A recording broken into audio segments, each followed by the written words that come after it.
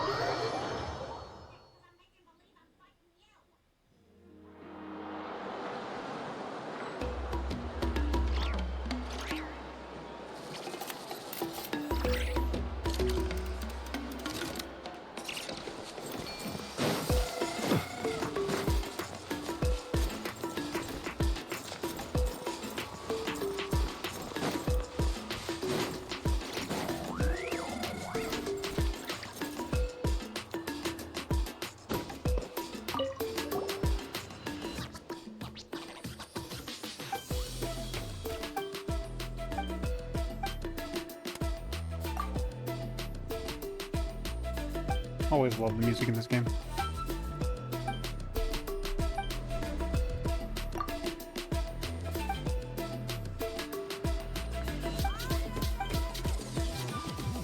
Oh my goodness, just get me to the freaking thing itself.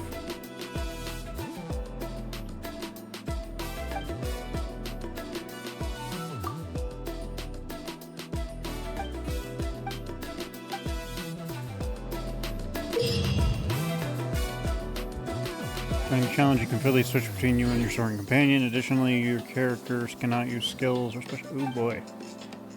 Oh boy, puzzles. I like puzzles.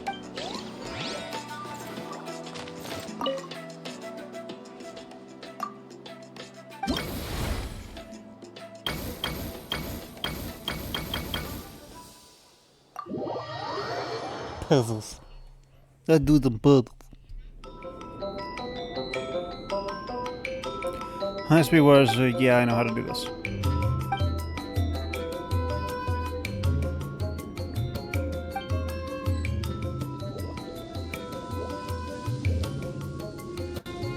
Boiling water, fantastic.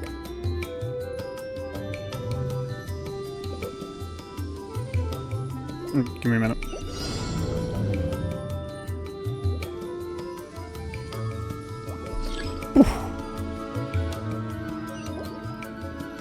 Okay, so these guys can't activate that. I want you here. Because I think this will lower the yas. And then I got dash. Then I do this again, and then I do this. Oh no, that goes up. I want to go down.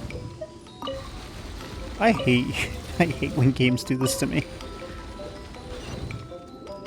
Yummy. Delicious coinage.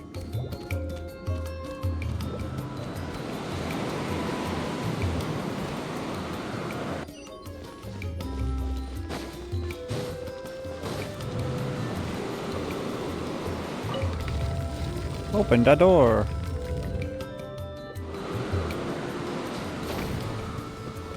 Is there memes?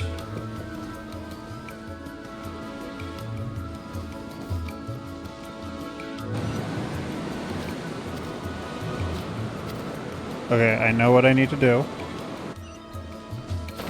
I was overthinking it a little. But I know what I need to do.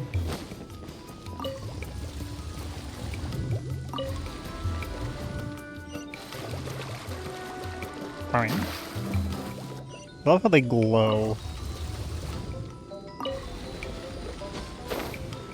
when they're in the water.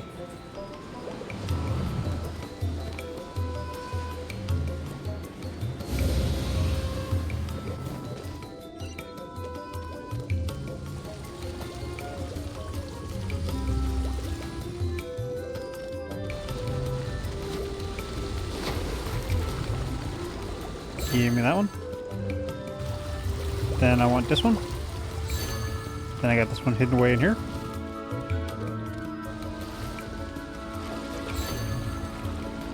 No, I'm trapped. Oh wait, no, I'm not.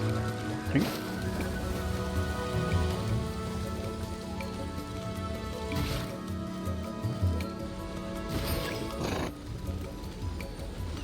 I accidentaled that one. I'm happy with myself.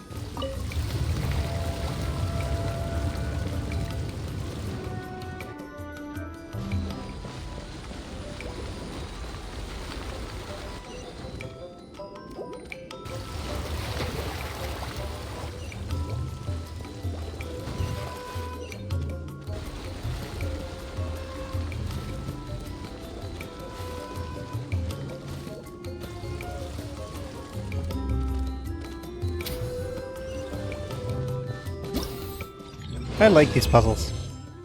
These puzzles are fun. Give me the goods.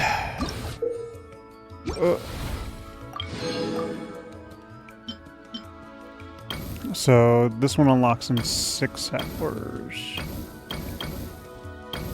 I mean, good challenge, good fun, good puzzles.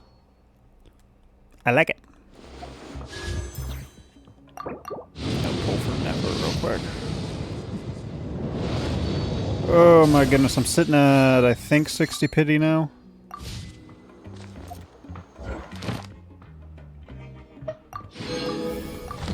Okay, and the ads are done. Alright, so I got 2 things to work on. I've got this, which is the main story, which I'm probably going to end up doing, and then there's this.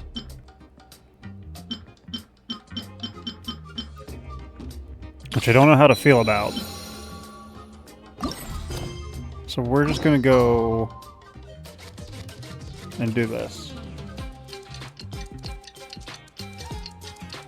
I'm probably gonna do the Wonderland in a separate stream.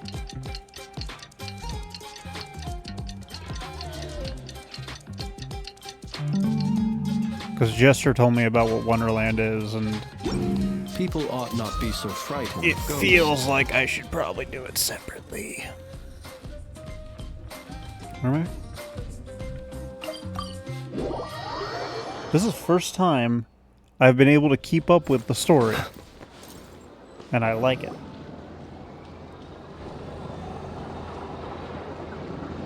Oh, it's been a few days since we said bye to the others in Nasha Town. Still no news about Rarer, though. Where could he have slunk off to? That's what I'm wondering. If only he was gone for good. But with all the trouble he stirred up before, there's no way we've seen the last of him. Hello, you must be the traveler in Paimon? Mr. Flint has been looking for you. Unfortunately, there's been a serious wild hunt attack over at the quarry. He thinks it's time to regroup and figure out a plan. A wild hunt? Oh, uh-oh. We better get over there, right away. Come on, let's go. Fun. A nation that doesn't exist. That's a title. One second. This just registered into my... You weren't over here before. I don't remember you being over here.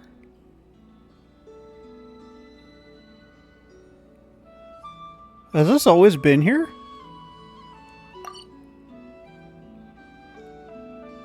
Wait, did Jade tell me 3 bosses? Or 2?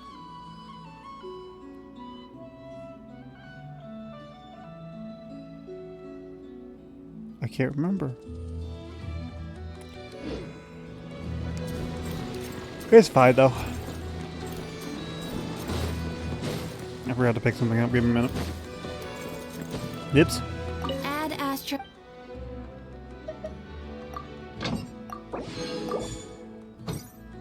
I'm just getting a say supplies. That's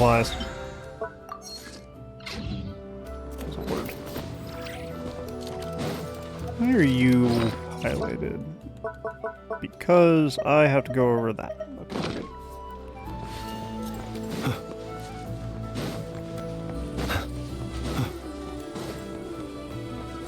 I do miss Shiloh's roller skates, but I'm not going to switch up yet. Oh, I also got Flynn's up to level 90, and I'm getting Aino there too. That's not the opening I wanted. That's the opening I wanted. They're getting close to level 90, and then I can focus more on their weapons and talents. But for now, it's just levels.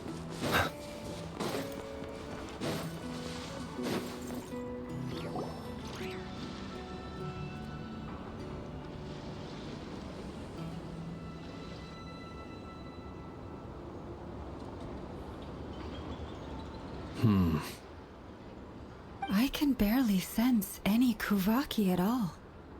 This whole area feels like a soulless husk. Looks like his appetite truly is insatiable. As if the power of that energy cannon wasn't enough. I mean, we did kind He's of not redirect it. seriously still getting stronger?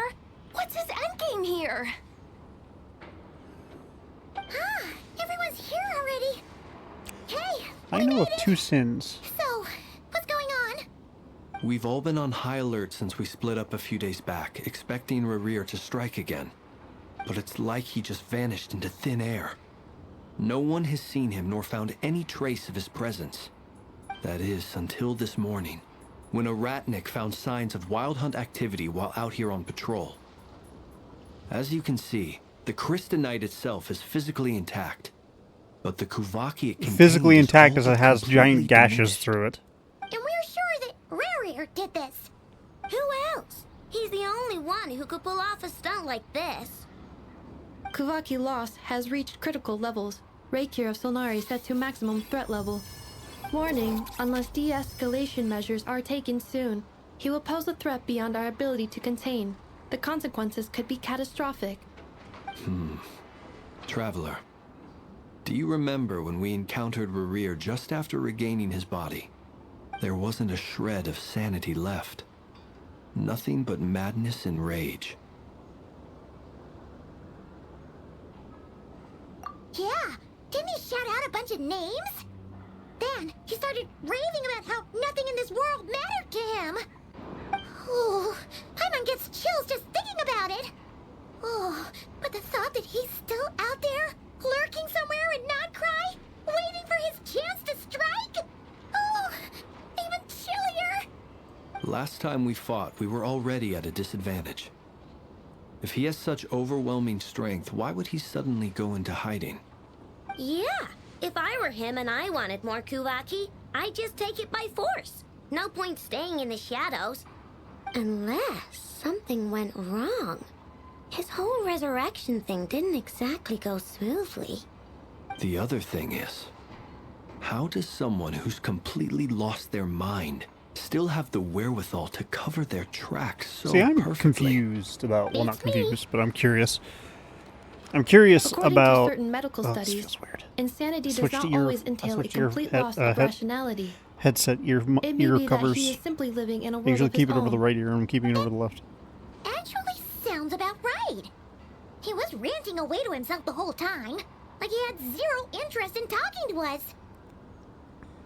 There are many unanswered questions here.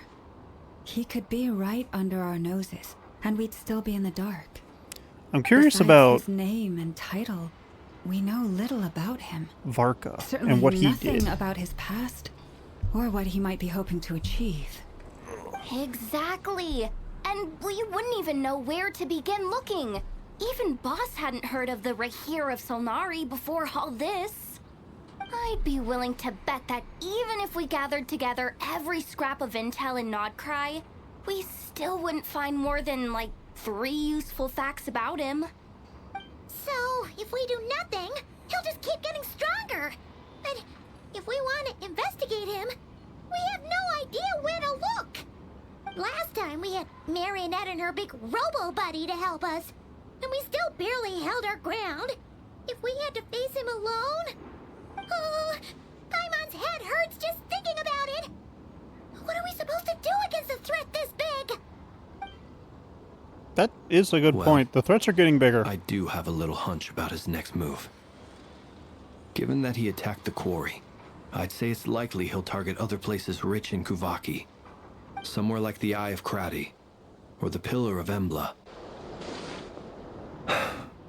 One thing's for sure. If we just sit back and let him keep absorbing Kuvaki, we really won't stand a chance against him. A perfectly reasonable hypothesis. However, it is worth noting that these 2 locations are quite far apart. To investigate them both, we'll need to split up. I agree, we should split up. Right now, Rerir's goal seems to be gathering Kuvaki, not fighting us directly. Once we're done, let's regroup on Hisi Island. Wait, why Hisi Island? If I recall correctly, Your largest goddess statue was carved from Kuvaki rich ore, was it not? That's right. Yes, it could well be a potential target of his. I should head back and start evacuating the pilgrims. And she's off. I'm so curious about what Varka's Splitting doing. up's always gonna be risky. But I guess we don't have much choice, right? We're in a race against time here. And if we do run into Rear, what then? That's when you follow the third rule of treasure hunting. Run like the wind. Didn't you say the third rule was go with the flow? I don't know. Did I? Anyway, whatever. In this situation, go with the flow means go find backup. Agreed. If anyone finds so much as a trace of Rerir, do not pursue him. Get out of the area and alert the rest of us as soon as possible. We need to put safety first. All right, we'd better get moving. Come on, Anefa, let's go.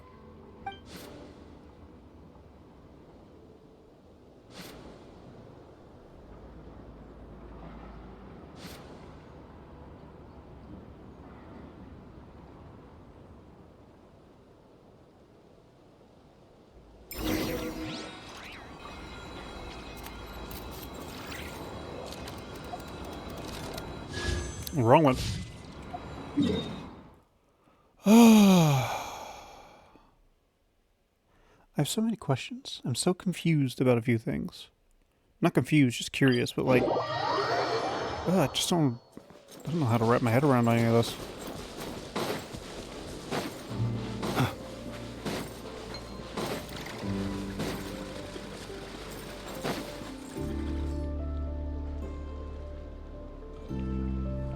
Any leads? Nope. Diddly squat. No clues to where he might be hiding. It's like he's a ghost. It feels like we're sitting on a powder keg that could go off at any second. Oh, I hate this feeling. I'd rather face him head on than be left hanging like this. So, you guys didn't find anything either? Not loving the word either. How about you, Flints? I questioned a few Flints? Radniki and eventually narrowed my investigation down to one suspicious individual. But by the time I got to his place, he was already gone.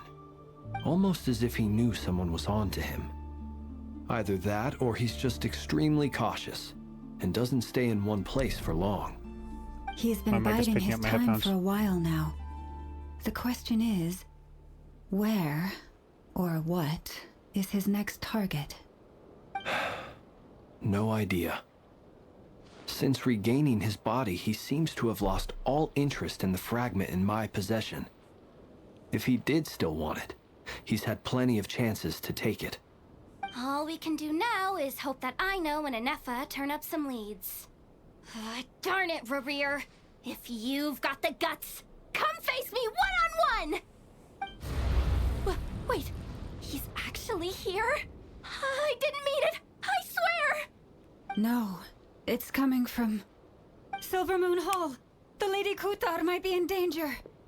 Let's get over there, quick! Oh, yeah, did we not think that maybe that would be the target?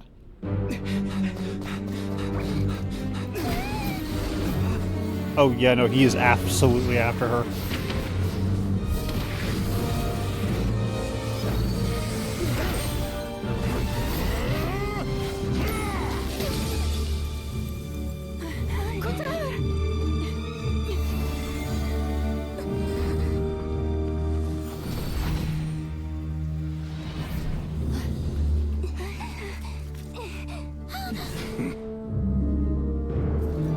Why is he attacking the damselette? What's going on? No time for questions. Stop him!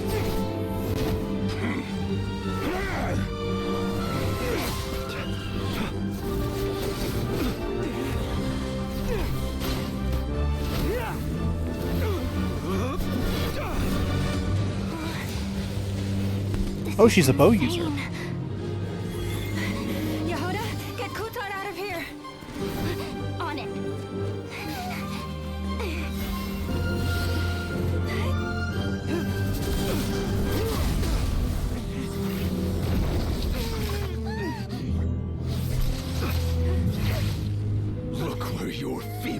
light has gotten you. Now, you shall plunge into darkness. Felindus, soon, I will find a way. Watch out!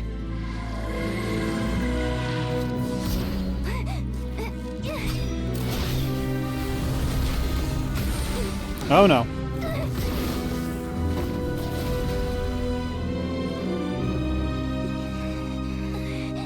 Oh, she got screeched.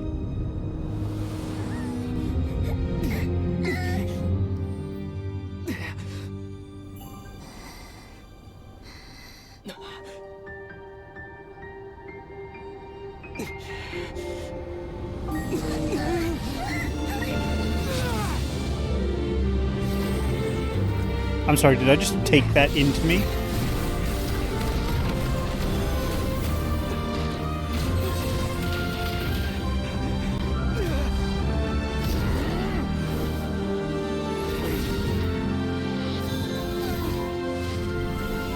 Warp?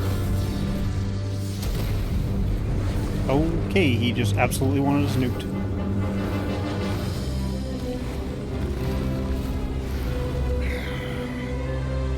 Find them. Even if it means turning this place to ashes.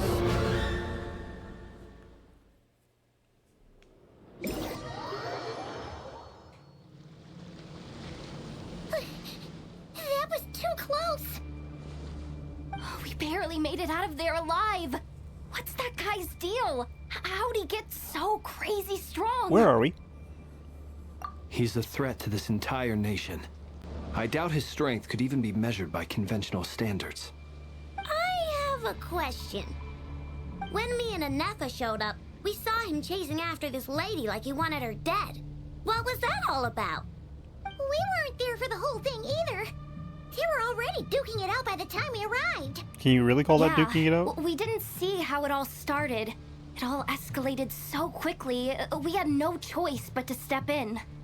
Kutar, can you shed any light on the situation? Kutar. Cross-checking database. I see. So you're the one that the Frost Moon Scions refer to as the Moon Goddess? Wait, she's the moon goddess? Oh, no wonder she looks just like all those statues. There are many reasons why people might worship the moon, and just as many why they might despise it. I've never met that person before, but there was no mistaking his deep-seated hostility towards me. Why he holds me in such contempt, I cannot say. But since he hunts the power of the moon, it's no surprise that I am a target. Kutar. There are many potential motives. For instance, you help the Traveler escape his grasp. This could be his way of taking revenge. It is also possible that he covets the Kuvaki inside you and seeks to take it for his own. The list goes on. But right now, devising a counter strategy should be our #1 priority. The likelihood of this location being discovered is close to 100%. A counter strategy? We don't stand a chance against an enemy like this. Surely our only option is to run. He's not gonna chase us to the end of the world, right? So as long as we can sneak out of Nodcry undetected. No, I can't say that. Come on, Yehoda. This is serious stuff. You can't suggest we all just chicken out. Running is our only option. Huh? You seem surprised. But what other choice do we have? We are facing an enemy we cannot possibly defeat in battle.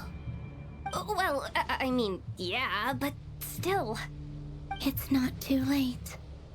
I can distract him, so you'll have plenty of time to make your escape. Wait, what?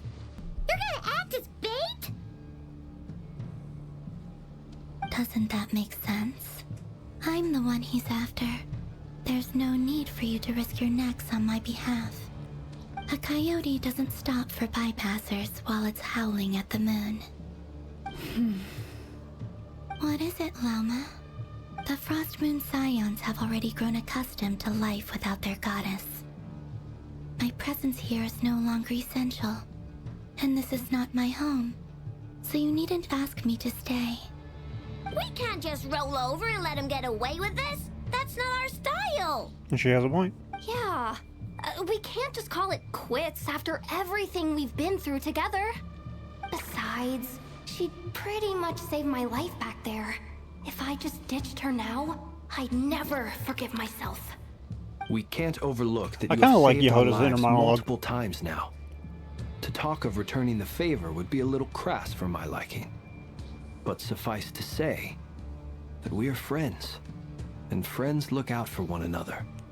Riri's true objective remains unclear.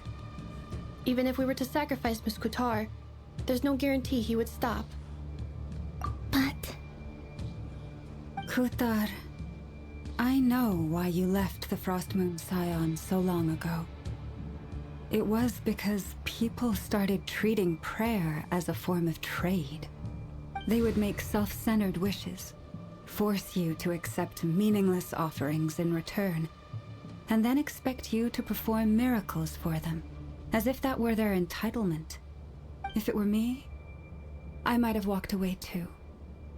But I believe that time can change everything, and that sometimes it takes losing something precious to appreciate its true worth. After much reflection, I've realized that this was never about whether the Frostmoon Scions need you. Any relationship based on need is purely transactional. What I truly hope is that you'll choose to stay, not out of obligation, but as part of our family. You were born here, and now you've returned. Who knows? Perhaps it was the moonlight that guided you home. Thank you, Lauma. But my power is on the wane. I'm afraid I will be of little use to you now. Very well then. I'll do as you say. Both times you saved us, we were transported across great distances in an instant. Is that one of your powers as the Moon Goddess? It is, but I find it very draining. I barely managed to pull it off just now, and it will be some time before I'm strong enough to do so again. Rejected by the world, my power is dwindling. Like a lake cut off from its source, slowly shrinking away. Now, it has almost run dry. What do you mean, rejected by the world? The three moons belong to the ancient bygone era in which they came into being. I don't like the camera turning the way it is. From the moment I was born, the world itself has been steadily sapping away at my strength. The three moons are not one and the same.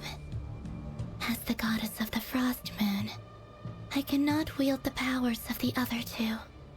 Yet moonlight has a way of blending together. Each can reflect the other's glow. So when our fingers touched, I was able to restore my strength by drawing Kuvaki from the eternal moon's marrow. So are we able to But just this like method hold of hands for a recovery is while? painfully slow. If only we could find the... Uh-oh. Oh right, we're being chased. Do we have time for this? it's the Wild Hunt! Even faster than we expected. We'll have to finish this conversation later. See how those Wild Hunt creatures are running away from us. They're likely just a scouting party, which means Rerir won't be far behind. Then what are we waiting for? Let's get the heck out of here!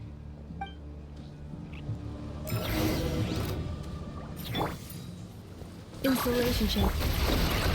Close your eyes. Beware the creatures of the night. Oh, they just keep coming! This is driving me nuts! Rerir's closing in on us. We need to pick up the pace. Too many of them! And this time, we can't fall back on Kutar's house to escape. This goes on much longer.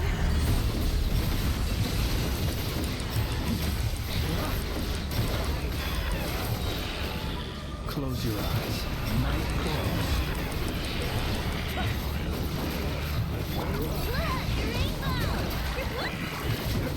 I don't like that moon. Am I fellas?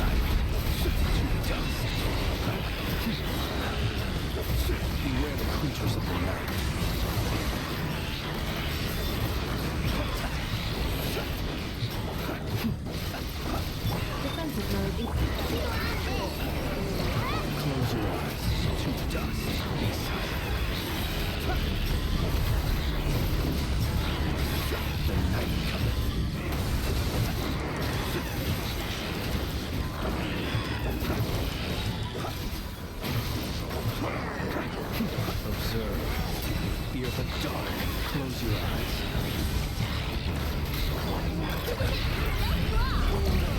With one heart, we pray.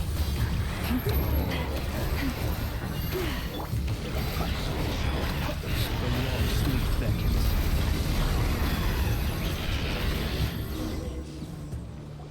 I don't know if that counts as a fail.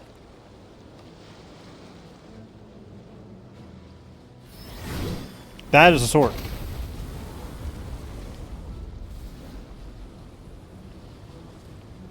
That is a Varka.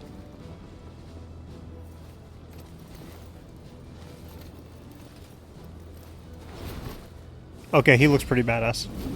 Also, that sword is connected to Rerir.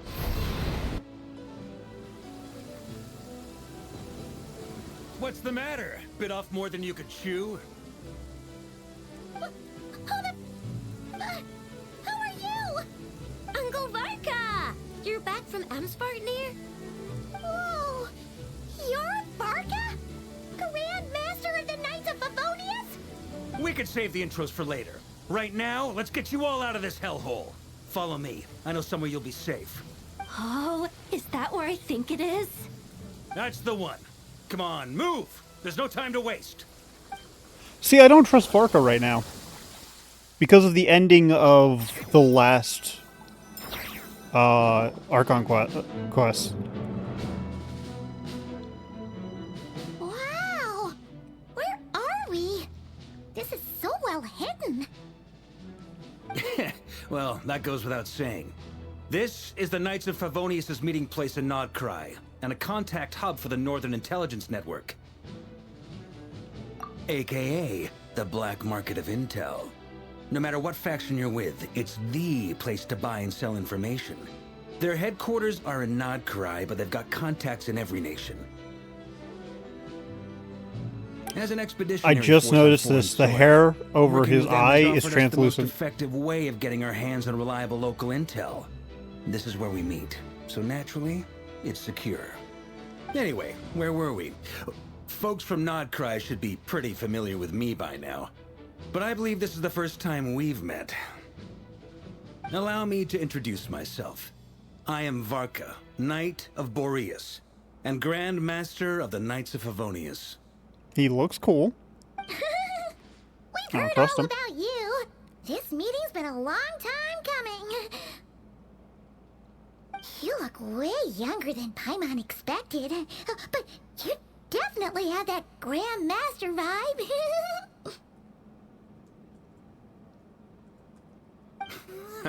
Well, I'm no spring chicken. Just not showing my age yet. Definitely feeling some of that back pain today, though. Rushed back from Amsfartnir without a wink of sleep, only to get right into another fight with that freshly revived maniac.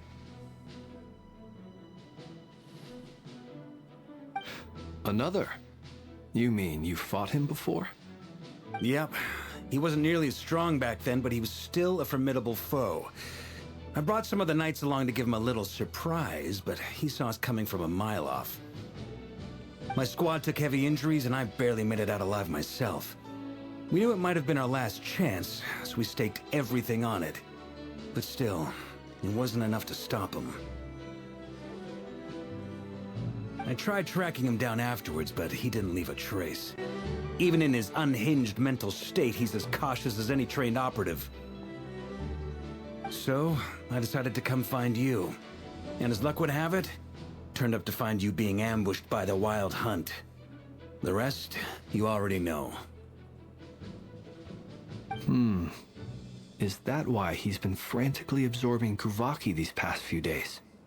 Because he sees you as a threat? Maybe I'm part of the equation, but even if I weren't, I'm sure he'd still be gathering power. He's clearly working up towards something. Note to self, Uncle Varka's strength rating officially upgraded. Guess it's my turn to ask questions now. So, what exactly has been happening in Nodcry? Why has the Wild Hunt returned in humanoid form? And why is it after you? That's a long story, but I'll try to make it quick. I'm learning things about Varka. Wow, I had no idea so much had happened. Sounds like you guys have really been through it. I'm learning a lot of things, apparently. So, the Kutar is actually a Fatui Harbinger.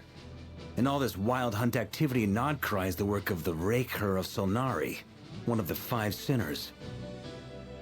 Oh, that's a lot to take in. Need some time to wrap my head around it all.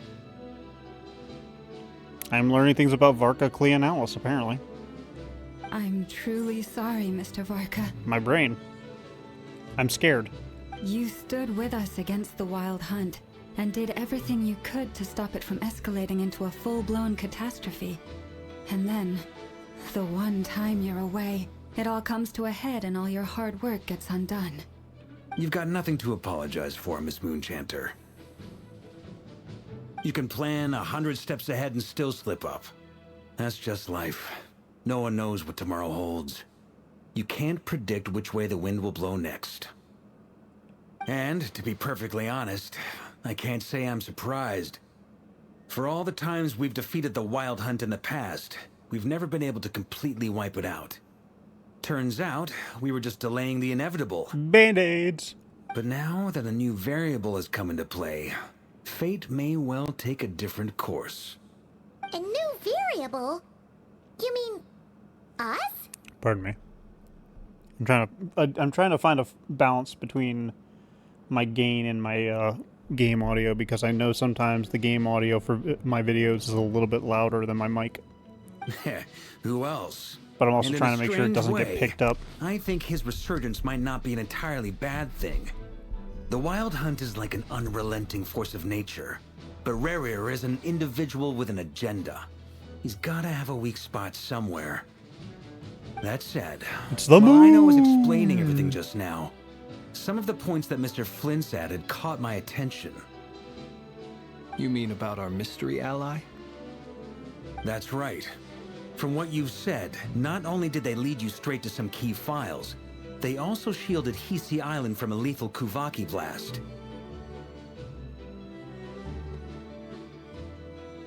Sorry, I'm putting the locations in my head to see if that matters. I don't know who or what could pull something like that off. Heck, even Miss Columbina doesn't have a clue. I hadn't heard the story about those files. Would you mind repeating their titles for me? Wild Hunt Phenomena Log, a Nodcryan Ratnik's Field Journal, Not crying. and Kuvaki Survey Log. Oh. No. Still doesn't ring a bell. Another dead end. Guess all we can do now is hope that our mystery ally keeps showing up when we most need them. Still, it's safest to assume they won't be intervening again.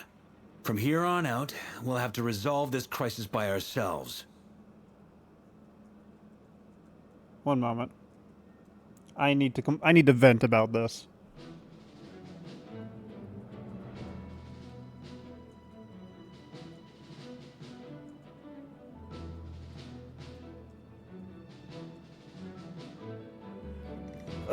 It's distracting me that I can see his eyes through his hair. Your intel also explains something else I've been wondering about. The reason I led my team to Amsfarnir was because we'd had reports about a possible source of the Wild Hunt showing up there. Amsvarnir.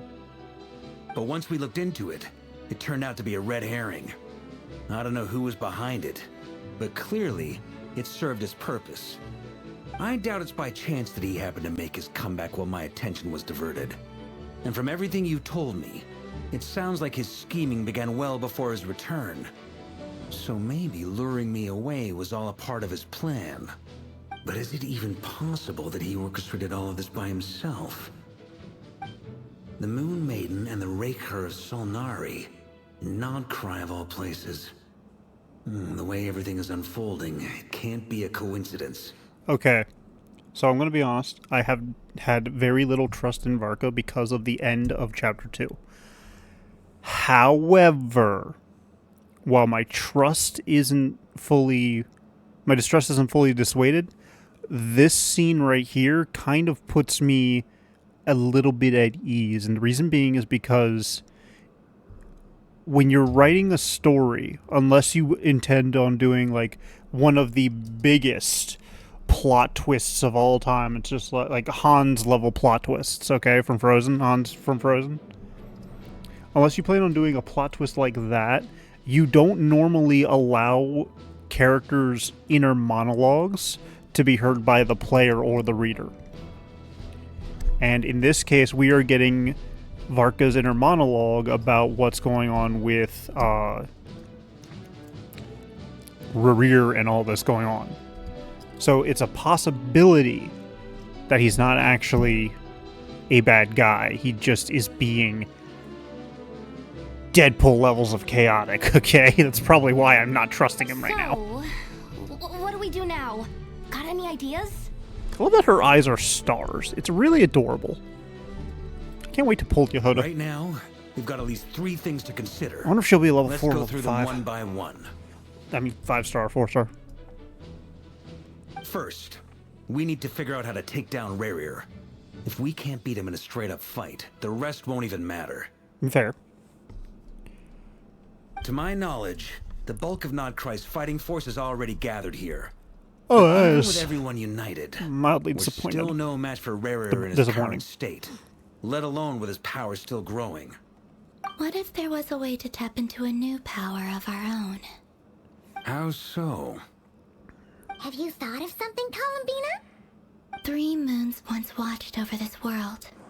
The Eternal Moon was the largest. The Frost Moon was the brightest. And the Iridescent Moon was the most mysterious. They say that back then, the 3 moon goddesses wielded immense power. Enough to shape the workings of the world itself. So we know that... I now bear the Frost Moon's power, and the Eternal Moon's marrow resides within the Traveler. Hold on. Are you suggesting? The iridescent moon. The last piece in the puzzle. That's right. If we can find the Iridescent Moon's marrow, I will be able to regain my strength much So more here's the quickly. question. That's a great plan. The 3 moons are said to stir the tides and illuminate all things. Why Perhaps they hold aren't we further looking for the secrets Frost Moon beyond marrow? our Unless she's understanding. already have that inside According of her. to my analysis, the solution is feasible. However, it is subject to one major condition. How do we locate the iridescent moon's marrow? I know a way, but we will need to visit the Fatui's Experimental Design Bureau. The Experimental Design Bureau? Are you saying we need to involve Marionette? Yes. I must speak with Sandrone. It's a long way from here to the Experimental Design Bureau. There's a high chance you'll be spotted. You shouldn't go alone. Then that's settled. Next up, our second priority. Somehow, we need to figure out Rerir's end goal. As you saw for yourselves, when he was still in his wild hunt form, everything he did was for the sake of recovering his body and resurrecting himself. His first I don't know act if you guys since can pick then, up on my after breathing or laying not. low I am for a alive. while, I'm just was to in try and rapture. assassinate this young lady. People's obsessions often reveal their greatest vulnerabilities. There must be a reason why he despises the moon so deeply. Perhaps it sheds some light on his title, the Raker of Solnari. The Wild Hunt has plagued Nodcry for centuries now. If we want to stop it for good, we Okay. have to get to the root cause of what's Just driving getting it. a handle It's on true. everything. We still know very little about him. If Kuthar hadn't given us that lead, I have to play We with wouldn't even know his distances name. and sounds and stuff But like where that. would we even start? I doubt even the Intel Queen of Nodcry has a clue. And she has info coming out of her ears. Oh?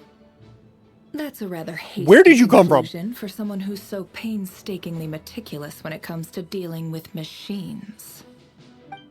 Ah, she heard me.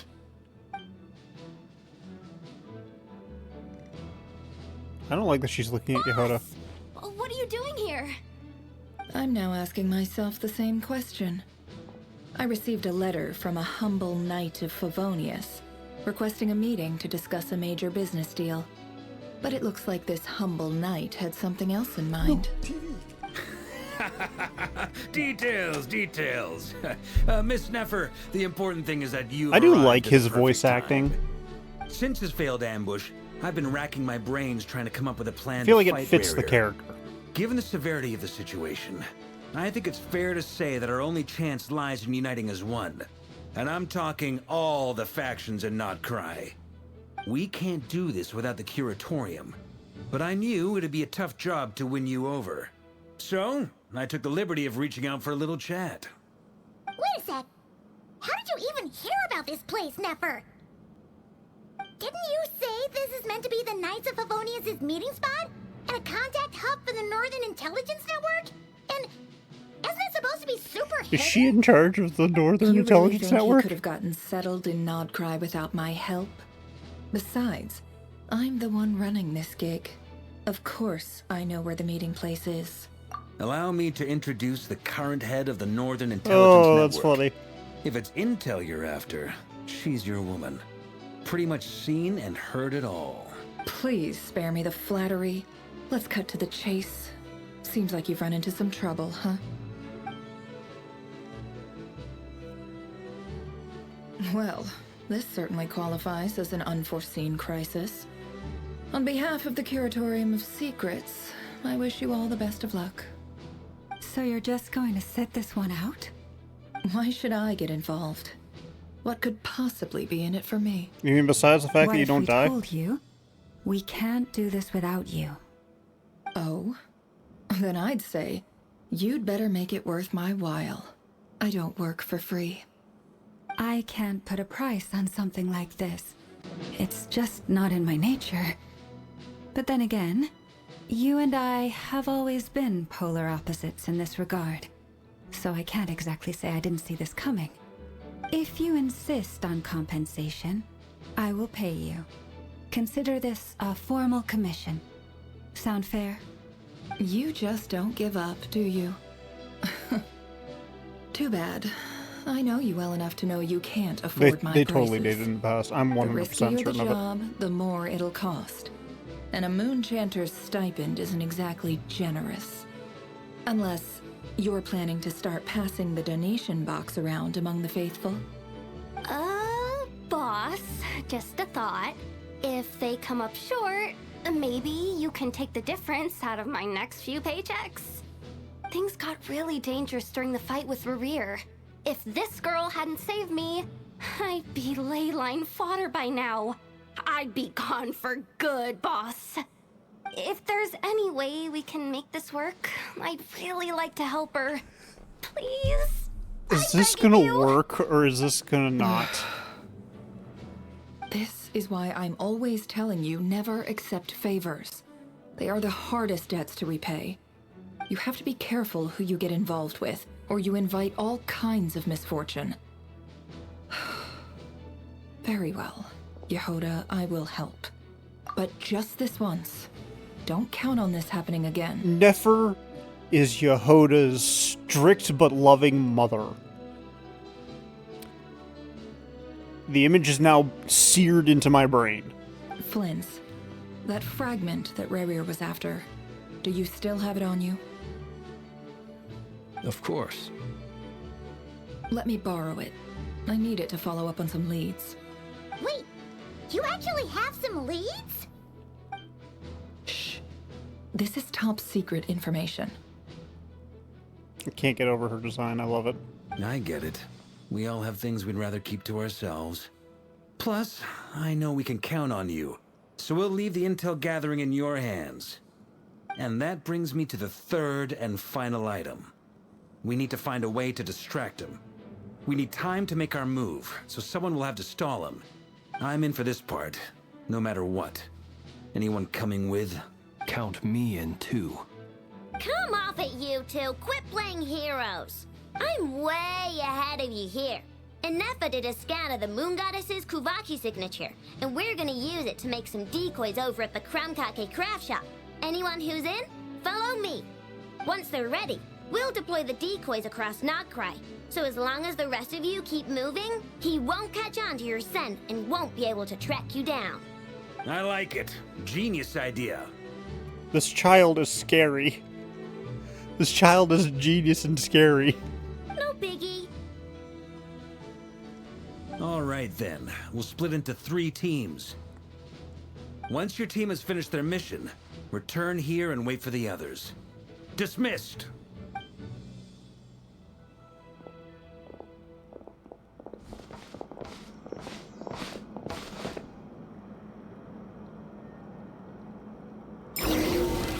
Oh my goodness. What is this? Oh, this is beautiful. I love it. I love the little drawings in the bottom right corner. It's so cute. Get banned, bot. Lady Damselette. Wait. And you two? What are you doing at the Kuvaki Experimental Design Bureau? We've been doing our best to mind our own business lately. But if you're just gonna waltz up here like this, you're seriously pressing your luck. Don't blame us for doing what we have to. Huh. You really think that's gonna scare us off? We did fight several of your harbingers. And win. A couple of We're them. not looking for any trouble. I just want to see Sandrone. Do I need to remind you that you're still a wanted fugitive for deserting us? Does she need to remind you that she can literally kick your ass? Out of consideration for our former ties and the crisis we're all up against, we'll let you leave in one piece. But don't even think about trying to get inside. Let them in.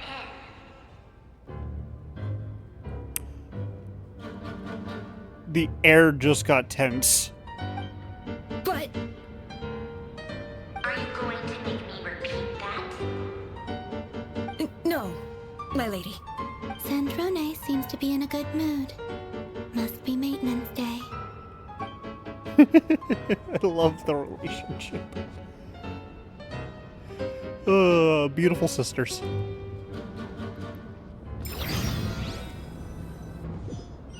Kind of excited to see if I get to play as Sandrone too.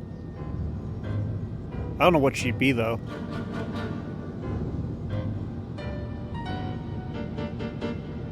So tell me, to what do I owe the honor this time? Actually, before you answer that, just so we're clear, we're not colleagues anymore, Columbina. I don't owe you anything. I promise it's nothing big. It seems like you've gotten the wrong idea here. The only reason I let you in was because I was bored. It seemed like a way to kill some time and satisfy my own curiosity. Whatever miscalculations I may or may not have made in the past, I haven't lost the plot enough to even consider sticking my neck out for your sakes. Specifically, her voice feels like it's fighting with the music. Also, I want to point this out. I don't know if it's because she's technically a puppet. Her eyes aren't that abnormal. I'd like to speak with Arlecchino. Oh. What?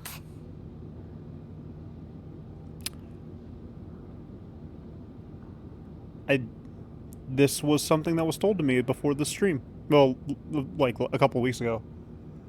After the last Not Cry stream. Arlecchino is technically a fourth moon? Huh?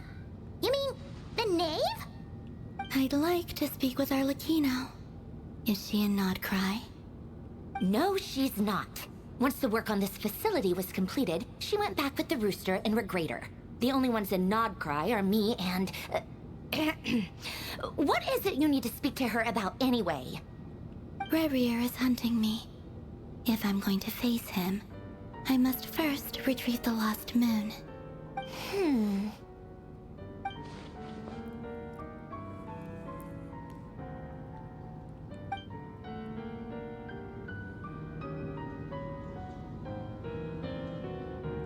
Is that a no, then?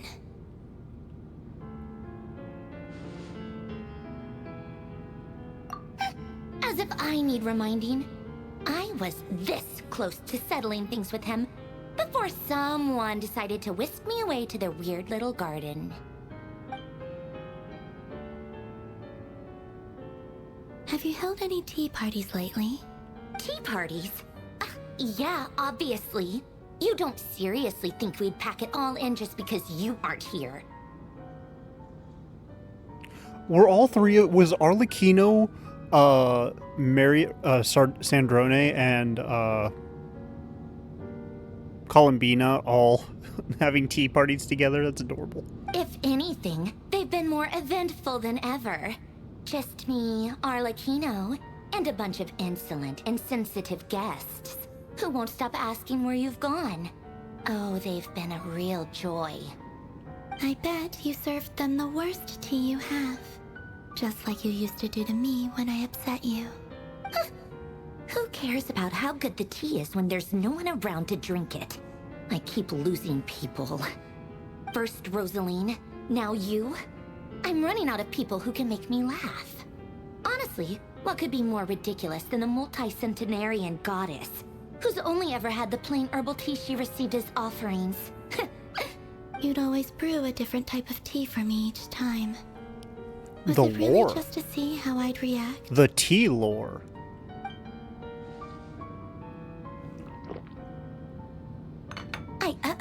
Well, duh. Why else? Watching you squirm was practically my only form of entertainment.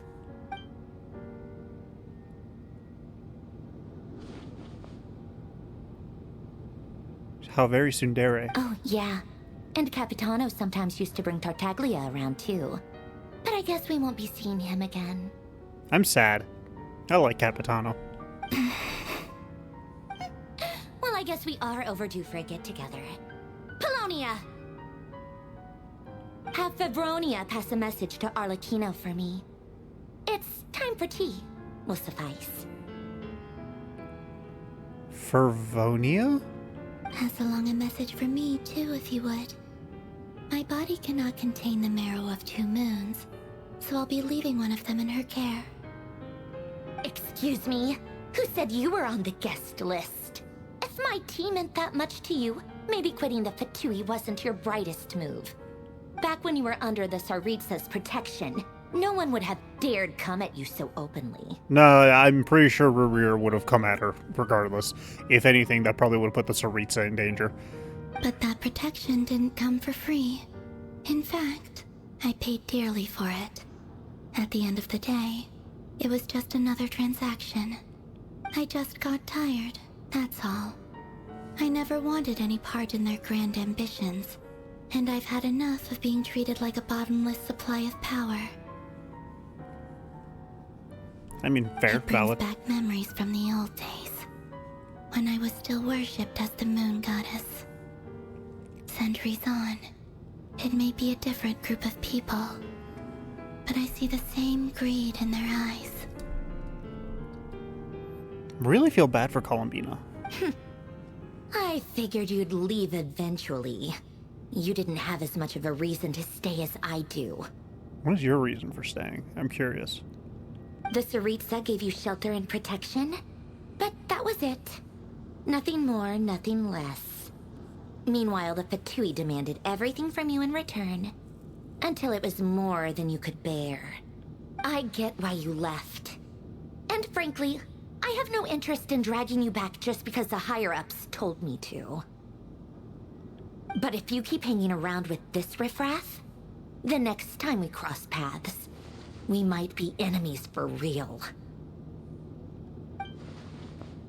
She says that, but she's the one who just caved in and agreed to help Columbina. She's very tsundere. Guess that's our cue to leave. That might be your plan. But it sounds like someone else wants you to stay a little longer. Ooh. Huh? What do you mean? Listen.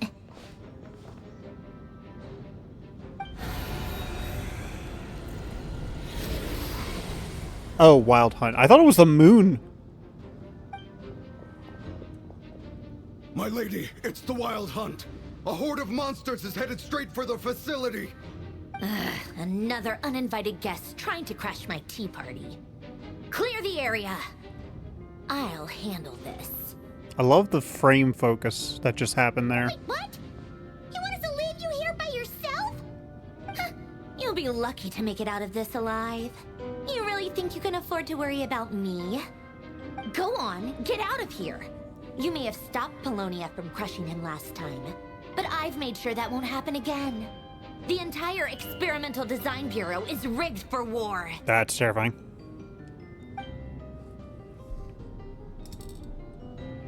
stay and watch if you want, but it'll be at your own risk. You're not flagged as friendlies in a weapon system. Don't tell me what to do! Look, if you're leaving, make it quick. Or you'll just get in my way. There's a secret passage on the 2nd floor. It'll take you right to the plains out back. Stare all you want, Columbina. You're not getting another invitation to my tea party. What is my mic picking up on? I can't figure it out.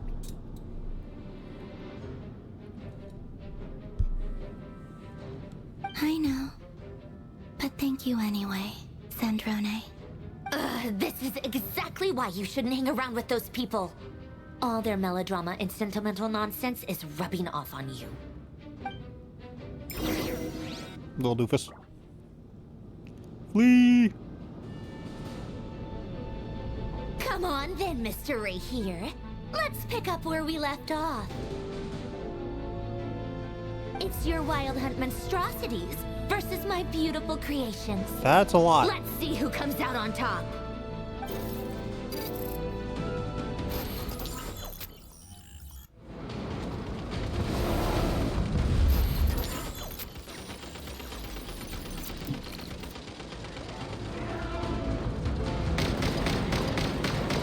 Ooh, I get to control it. Yay!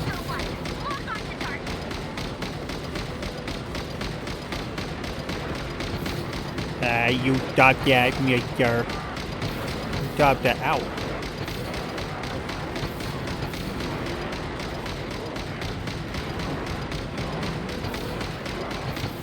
You all need to stop.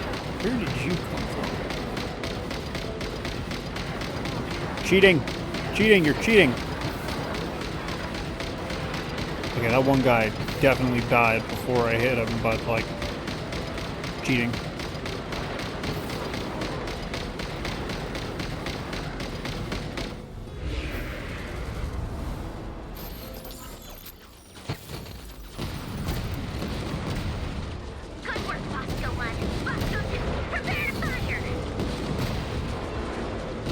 I don't like the camera jump that this does. Die, Dane, you die. Okay, it's semi-auto. I can just spam, and it'll fire when it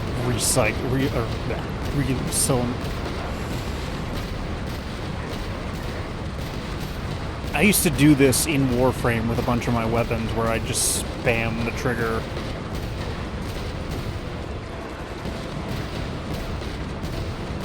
I always enjoyed the semi-autos for that time because I had the ability to just kind of pick up the speed that I wanted. You don't.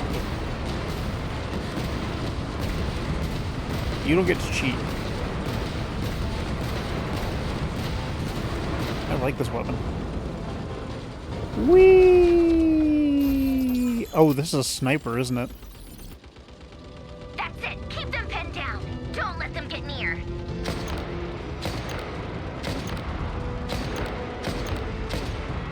Are they multiplying? I don't think accuracy really matters here.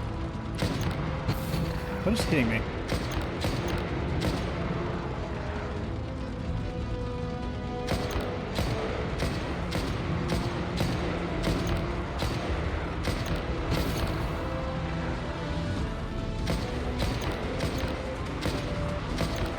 You're dead.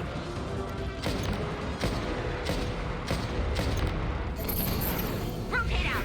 Deploy all backup units. Get in there and hold the line.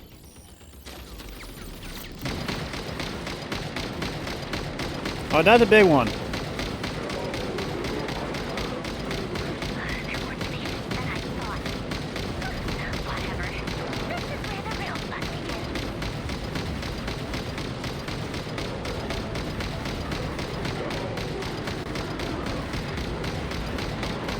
There's definitely this strange underlying level of despair in this.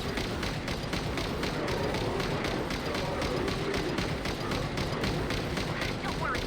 Once this is over, I'll put you all back together again. I promise.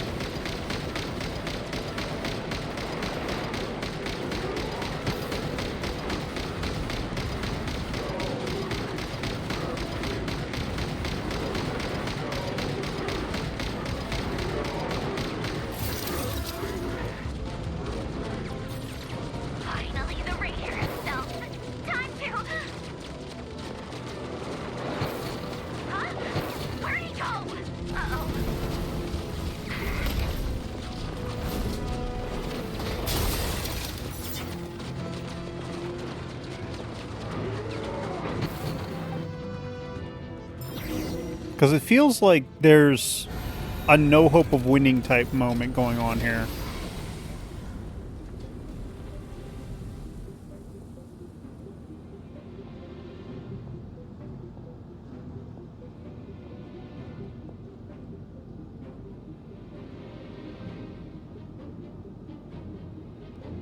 Polonia, get him! I've upgraded Polonia again since our last encounter, and uploaded every last scrap of your data. So let's finish this, once and for... She's not here. Where did she go? Hey, over here, you big... Curse it. Moon. Go. Keep searching. She cannot have gotten far.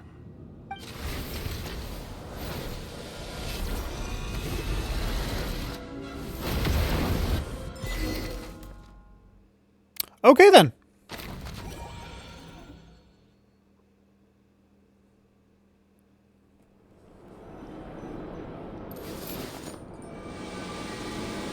Is this a secret door?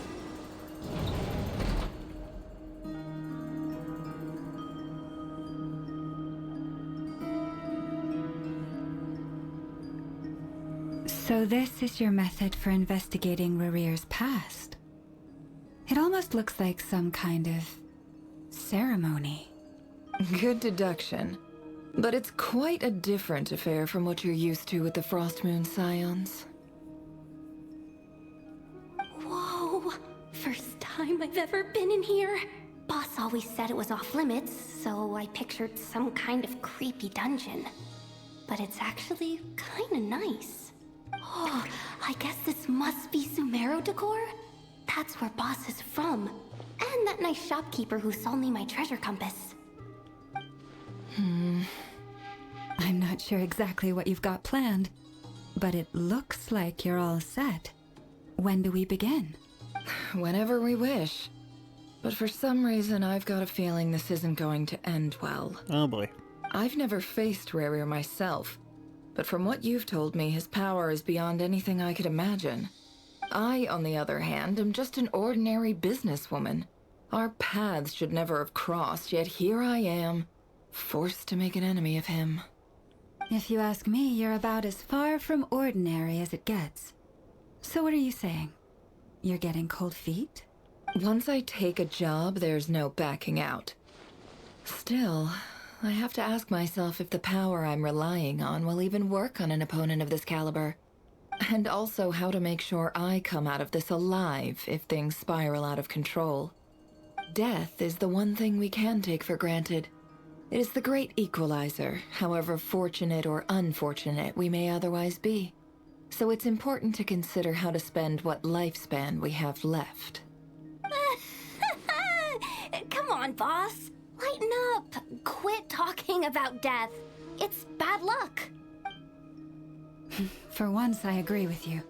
When you're up against a foe like Rarir, there's no such thing as being too prepared. Is there anything I can do to help? That won't be necessary. I've already made up my mind. Time to cash in a precious favor I've been saving for a rainy day. Yehoda, I need you to find someone for me. The sooner the better. Eh? Find who? That shady merchant who sold you an overpriced treasure compass the other day. Come on, boss. You're pulling my leg again. In what way is she shady? She showed up when I was completely lost and sold me a neat little gadget that was exactly what I needed. Trust me, she's a good person. Give her a minute. Anyway, I know who you're talking about. Don't go anywhere. I'll be right back.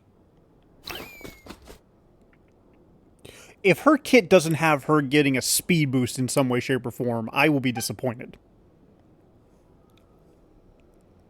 Quit grabbing me. I genuinely can't run any further.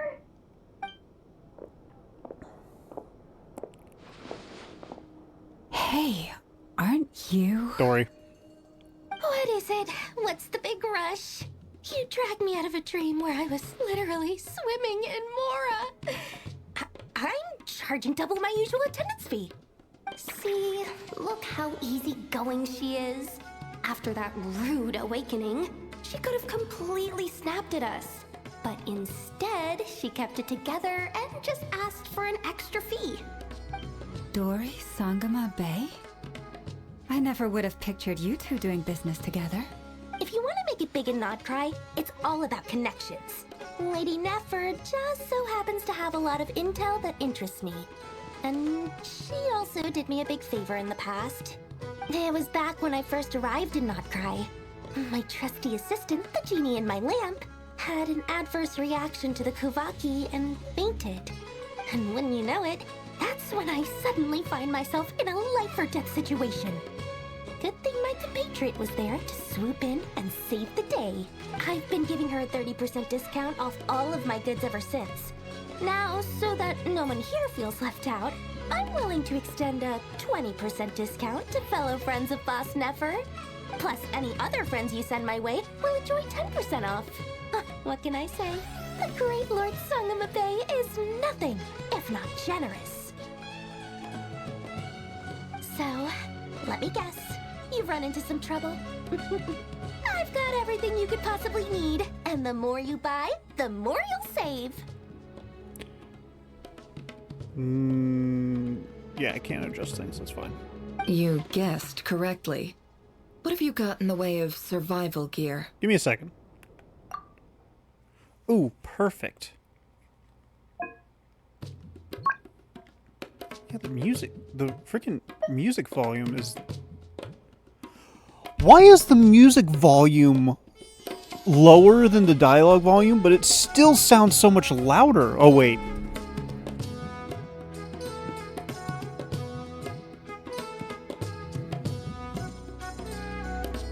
It's louder in my right ear than my left, that's why. The one type of gear I've never been short on.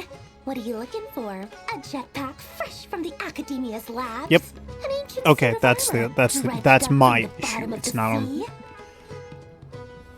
At the very least, I need to know what kind of opponent you're dealing with here. If even you're worried about staying alive, it must be pretty serious. What if I told you it's someone with the power to bring a nation to its knees? Is that so? Then we really are talking top-shelf treasures. I don't have anything like that in stock right now. I'll have to ask my supplier. Your supplier? A powerful woman, make no mistake. I can't reveal her identity, but luckily for you, I hear she's planning to visit Nodcry in the near future. If Who you're would it willing to be? wait, I can ask her when she's here. Can't say exactly how long that'll be, though. Then let me put it another way. What would you do if you encountered an enemy like that? Roll over and serve yourself up on a silver platter? Of course not. I have a handy little trinket from one of my generous suppliers, which... Hold on.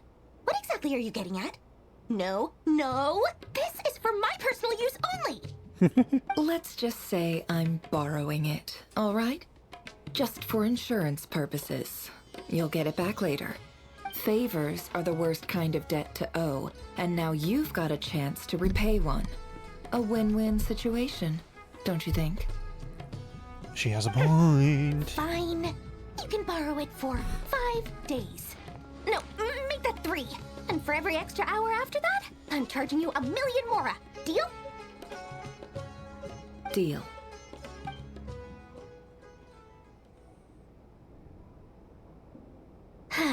What a way to start the day.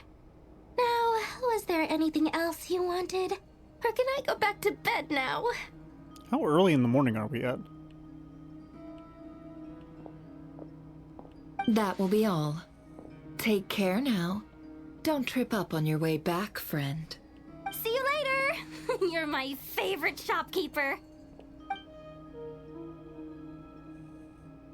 I need to do her story quest. I need to do Dory's story quest. I'm missing Dory lore. Excellent. Everything is well and truly ready. The ceremony can now begin. After initiating the ceremony, your minds will follow me wherever I go. You will see many strange things in your mind's eye. So remember, Don't be frightened, and don't make a sound. Ew, creepy. Now then, let us peer into the Raker of Solnari's past.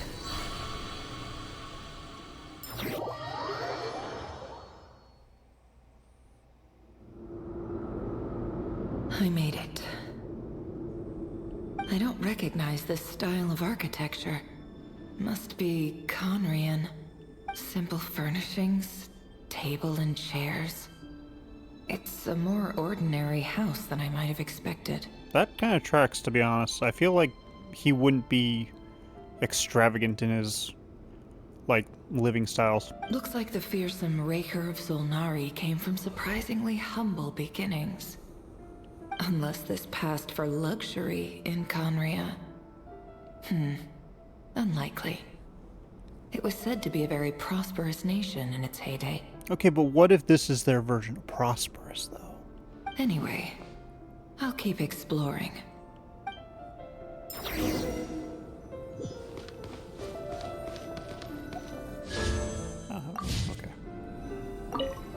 A note? Hi, River. Since you're working extra hours tonight, I thought I'd keep myself busy by checking out that new kebab shop. I've heard good things about their menu. Huh.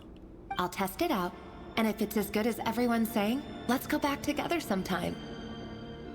P.S. New stash from the Universitas Magistrorum. I brought some goodies home. A few teacups and a pin rack. Hope you like them. They didn't sign their name. But they must have been close. Sounds like they were living together. Am I going to get a story about the tragedy of Rerir? I'm going to be sympathizing with Rerir soon, aren't I?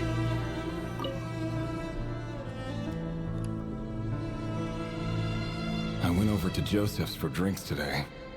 They have a fine collection, but I went alone. Felindis was tied up with something and couldn't make it. Joseph asked why I came alone, but I didn't really have an answer. He then went on to ask about other things.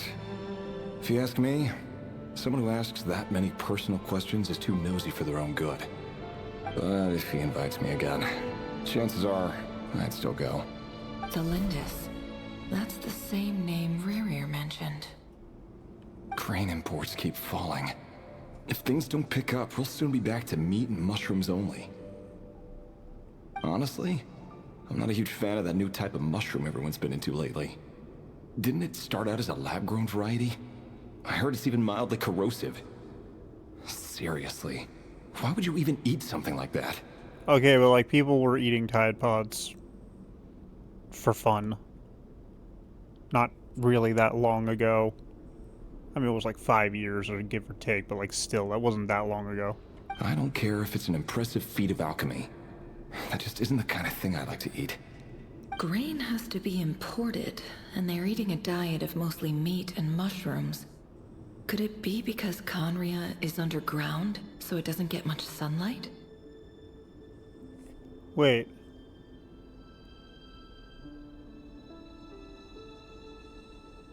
A nation that doesn't exist. That would explain why they use so much stone in their buildings. They even use alchemically modified strains for food. Seems like the people of Conria don't have many options when it comes to dining. I've just about saved up enough now. Time to buy it and keep it somewhere safe. Making a big purchase. I wonder what it is.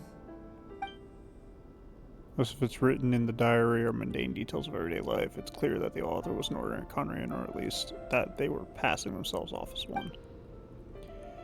Doesn't reveal anything. It's neither showy nor stiff. In fact, it doesn't really leave any particular impression. He really is a professional. No wonder he's so good at covering his tracks. Despite what he's become, it seems like he's retained certain habits, at least in this regard. Near the end of the diary, you notice a page of shallow indentation along the bottom. Previous page has been torn out. For now, its contents remain a mystery. Did Rerir rip it out himself? Pen marks like these leave a trace with something like charcoal to add some color. You just need to find the right angle.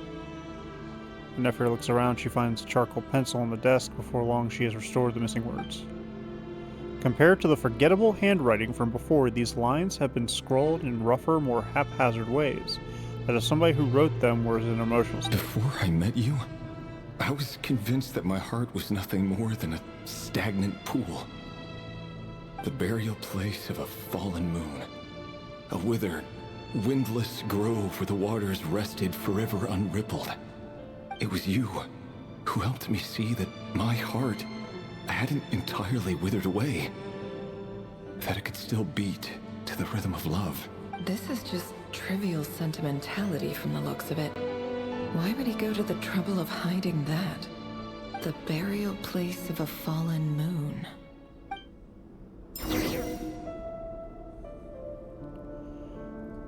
Okay, so what I'm learning, right, is that Conria... I can't leave, can I? Oh. I can, but I don't think I should. I really don't think I should. So what I'm learning is that Conria is, like, underground, but it was a prosperous city, wasn't it? But the fact that grain was becoming a problem hints that it wasn't? Rerir, over here. Oh, hi, Dane. Dane! Oh, and, Vedalfin here? What a surprise to see you here, sir. Hello there, Rerir. You need not address me so formally outside of court. He doesn't get that much free time, so I invited him over for a drink. Even the court prophet deserves a break every now and then, right? Well, I'm flattered. So, what are we discussing today? Hey, don't look at me. As far as I see it, we don't need an excuse to have a few drinks. Come on, don't give us that. Didn't you say you were about to pop the big question? How's that coming along? Who'd have thought the Great Twilight Sword was an even greater gossip? Yeah, I'm gonna start sympathizing with Rerir here, aren't I? I just didn't expect you to be the first one to settle down and get married, that's all. Also, hearing Danesley sound this upbeat is really weird. Yeah. If you told me that a few years ago, I wouldn't have believed you either. So, are you planning to come clean about your job then? I'm guessing you still haven't told her. Sure, I'll have to tell her at some point. But I'll need to pick the right time and place. To be honest, I have no idea how she'll take it. Come on, stop being such a pessimist. For all you know, she could be thrilled. I bet she'll be much more impressed by your actual job than the one she thinks you're doing now. A member of the King's Guard. Quite the cover story. Does the king himself even know? Of course he does. Anyway, enough about me. How have you been? So, wait, his cover story is that he was a Knight of the King's Guard? Me? Same old, nothing much to... Huh? What's up, Ved? It's nothing. Vedalfin, Daneslif's elder brother. Renowned throughout the court of Conria as the Visionary, and said to possess a wisdom far beyond the reach of any ordinary man. And yet, despite the gulf between us, he seems to have something to say about me. Does he even know me? Does he see me as a friend of his brother, or just another of the Vinster King's blades? Why did he react so strongly? Was it really to do with what we were talking about? Brown, curly hair and brooding blue eyes. So this is what Rerir looked like back in the day.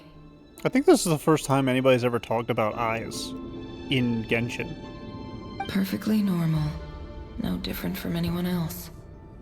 As frightening as this monster is in the present, there's something even more unsettling about seeing the human he used to be. What was his original job?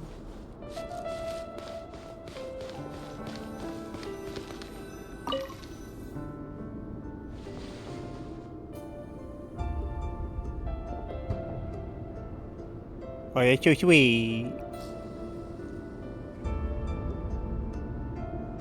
Felindus? You're back early? Okay, so that's the Lindis. Our equipment's being serviced today, Whoa! so I got off Hang earlier on than a usual. moment. How's your day been? Her eyes are different.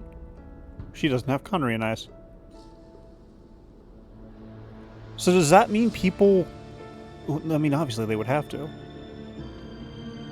People would obviously have to travel between worlds, or between nations. Aw, why the long face? Is something the matter? Has your boss been giving you a hard time again? Went for a drink with Dane and the others after work.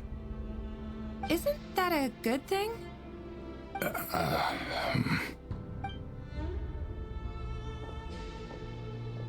Tell her, bro. Vulfhart showed up today, too.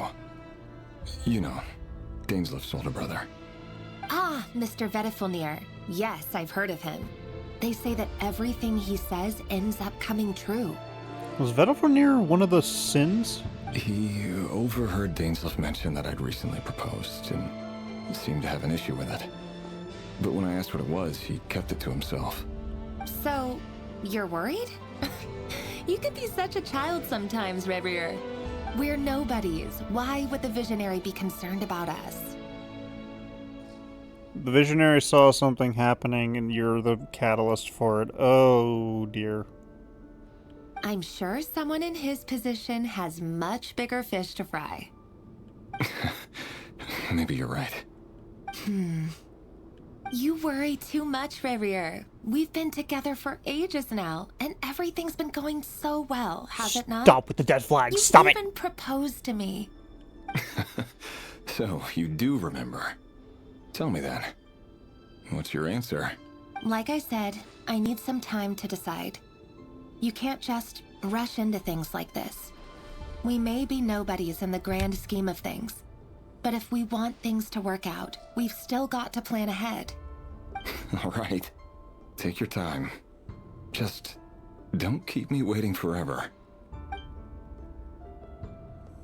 Nobodies. Sounds about right.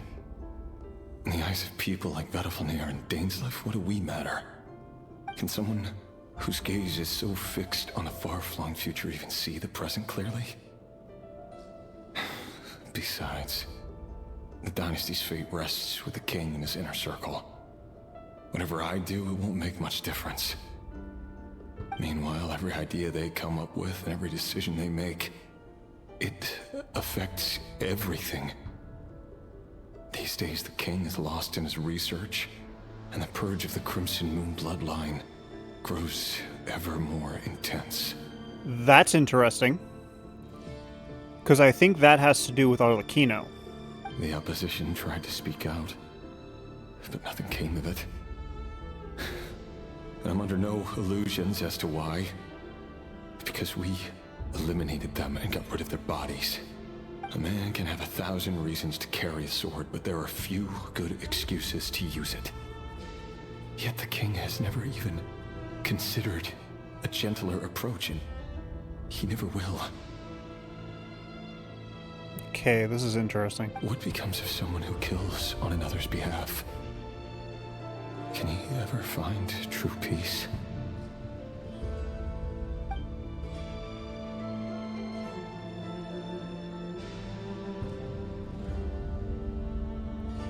Felindus? I...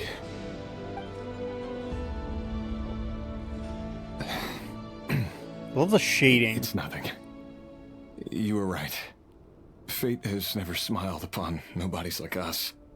But by the same token, it's unlikely to bear a grudge against us either. There's no reason we can't keep living happily together, cherishing the simple joys of each day as they come. See? You just need to stay positive, Revier. I can feel your warmth, your breath. You're right there, right by my side. Just seeing you makes me happy in a way I can't explain. And that's something that no one could ever take away from me. I like So this. smile, my love. Let go of that frown. You're right, Felindus. I've just been overthinking things. Pardon me. I really like this. That's better. Getting caught up about things like this will only ruin our evening. Speaking of which, all set for the ball tonight? I need to go get ready. You go ahead. I just have a few things to take care of, then I'll come join you. Even busier than the big shots, huh? Fine, I'll go get started. But don't be late. If you keep me waiting too long, I won't be a happy bunny. Stop it. Give me a second.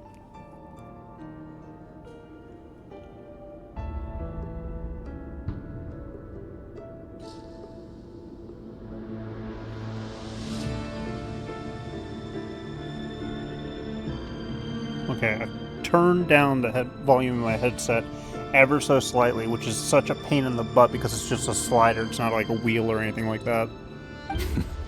Relax. I'll be there. I always liked it when they're wheels because they're a lot easier to control the volume. Seriously, though, you drive a hard bargain. You're really gonna leave my proposal hanging and still expect me to take you to the ball? Well, that goes without saying. I already told everyone I'd be coming with a dance partner. Besides, they're two completely different things. Let's take it one thing at a time, all right? All right. White outfit it is. It seems like Rerir was deliberately hiding his ties to the intelligence services by giving the impression that he was just an ordinary member of the Vinster King's Guard. He clearly doesn't want his would-be fiancée to know about his other life. Then again, that's hardly surprising. People in the intelligence trade rarely do. Okay, so he was an intelligence officer. Who'd have thought we were in the same line of work? Let's dig a little deeper.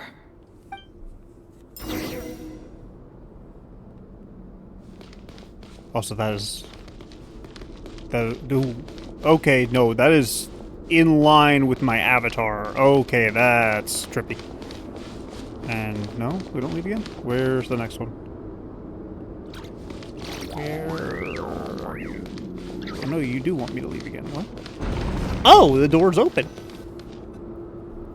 Our last operation was a resounding success, and all thanks to you, Rahier of Solnari. In total, we apprehended 32 dregs of the Crimson Moon, and 67 accomplices. After all these years since the dynasty's fall, so many of them still linger on. Indeed, it cannot be denied. Yet it was destiny that the Crimson Moon should be overcome by the eclipse, and that His Majesty, the all-seeing Vinster King, now guides our nation on the path to prosperity.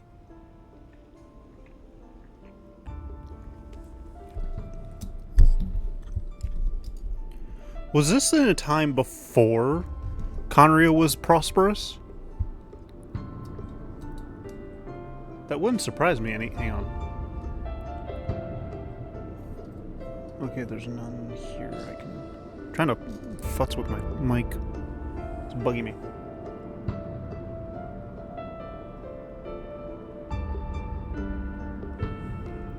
Conria has no further need for a dead moon.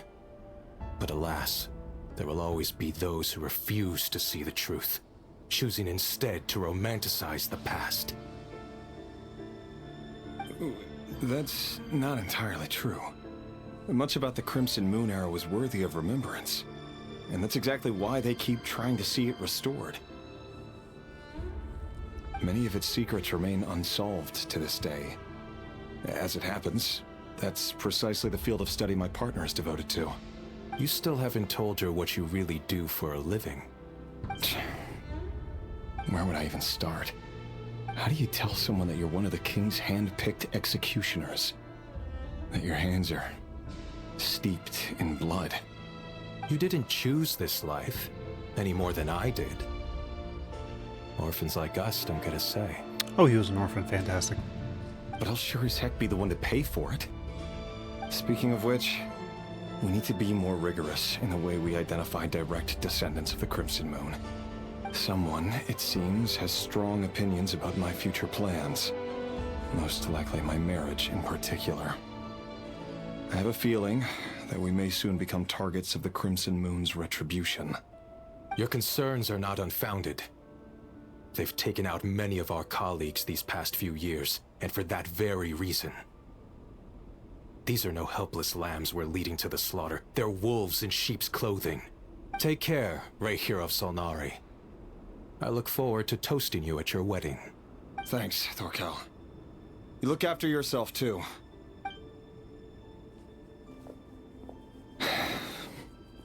Thelindis, I never wanted to keep this from you. You're the last person I would ever want to lie to. But that's exactly why I can't tell you everything. There are things you shouldn't know.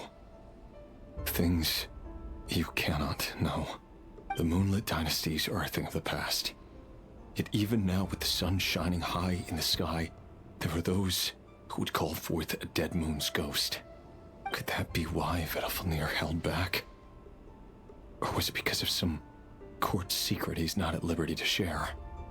I have to get a clear answer from him. No matter what happens, I will protect Thelindis. Rarir seems to be very concerned by Vedalfnir's reaction. Vedalfnir and Dainsleif, the Visionary and Twilight Sword. So that's what they were really like. I've investigated this whole area now. There doesn't seem to be any other memories here. Should I try somewhere else? Wait a second. What's this black smoke? Don't touch it. Oh, she touched it. You're supposed to poke it with a stick first. So, he's late after all. Just you wait, Rarir. You're in for it. Big time. Are you waiting for someone, ma'am? Could I tempt you into buying some flowers? Oh, sure. Pick me out a pretty bunch if you would. Thank you. But I'm afraid none of them are as pretty as you. For someone so young, you sure have a way with words, don't you? I'm only telling the truth. Look me in the eyes. You'll see I'm not lying. That's Arlecchino's eyes.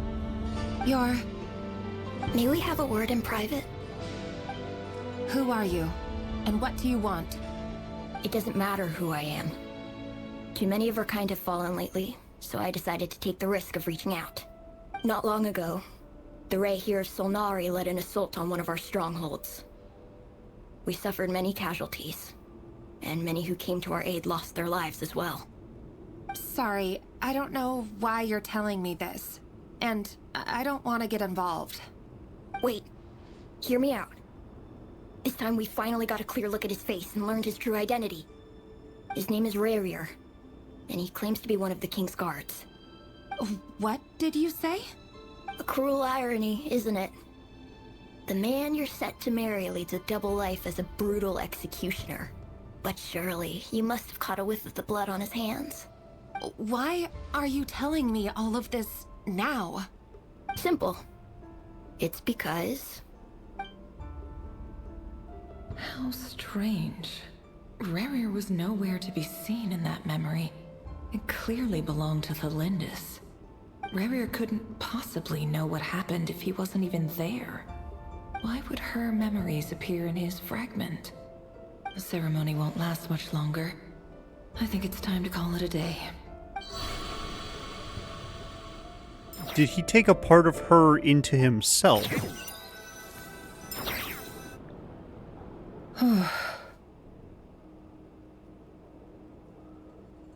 So that was your doing? Did you just pull us inside Rarir's fragment to spy directly on his memories? That's why he was obsessed with it. And that's why he called it his heart. It's hers. The fragment is her. A part of her. That's why his memories were superimposed upon it, but that's why that fragment of her memories was in there. It's part of Any her. more questions, and I'll have It's to part of start Thelindis. charging. I had no idea you could do that, boss! Seriously, that was amazing! We're not worthy. We're not worthy! I gotta admit, though, I'm itching to see what happens next. feels like we barely scratched the surface. I'm just as curious as you are. But the ceremony only allows for limited time inside. That's all we can see for now. Luckily, we managed to learn quite a lot. So far, so good. I just hope the others are doing okay too. Especially the group with the Traveler. Their mission is a risky one. Let's hope it's all going smoothly. If you're worried about them, go see how they're doing. If I know Boss, she's gonna need some time to write up all the details and make sure it's all coherent. I'll stay behind to lend a hand, but feel free to head back and meet up with the others. And now we're in the last bit. Nope, now we're with... Oh, I guess we won't do the rarer stuff yet. Or not the rarer, the... They've been prowling around for nearly 2 days now.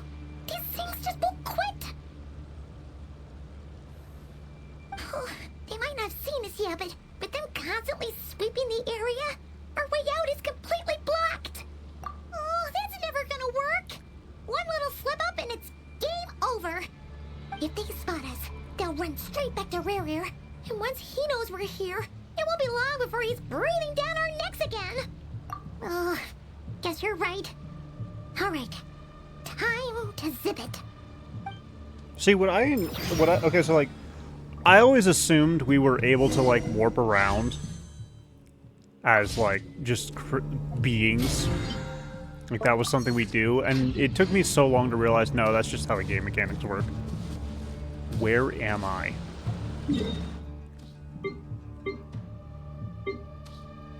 Oh, this is new. I don't... No, have I explored this? Quick, hide! We almost got spotted! Oh, fantastic. Phew! That was a close call. Yeah, I've explored this area before. Oh, I can't jump. I cannot jump. I don't like that. Watch out! He's coming this way! Can you not stop doing that? Holy crap. That actually... We're nearly there. This is the final hurdle. That actually throws me off when that shit happens. I hate when the camera gets yoinked out of my control. Oh, they're so into these things!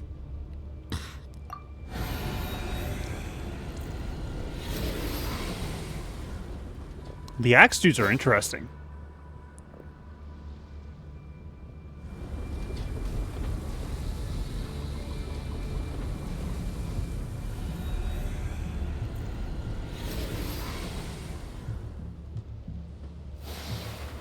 Fire. Oh, Arlecchino's here. Fire? Wait, what's that smell? Oh no, there's a fire!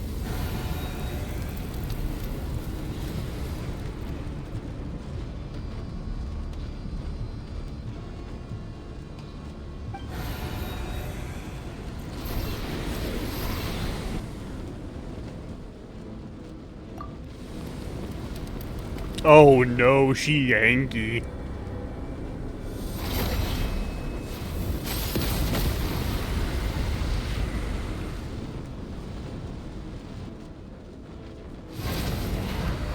Zandrone was right.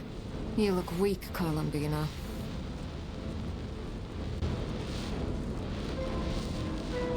The old you would never have let such lowly creatures bar your way. Word has it that you did something for the Tsaritsa, and that's why you've lost most of your power. Freedom comes at a heavy price, doesn't it? That's where her marrow went. Hello again, Columbina. And greetings, guests of the House of the Hearth. It's been a while, Arlecchino.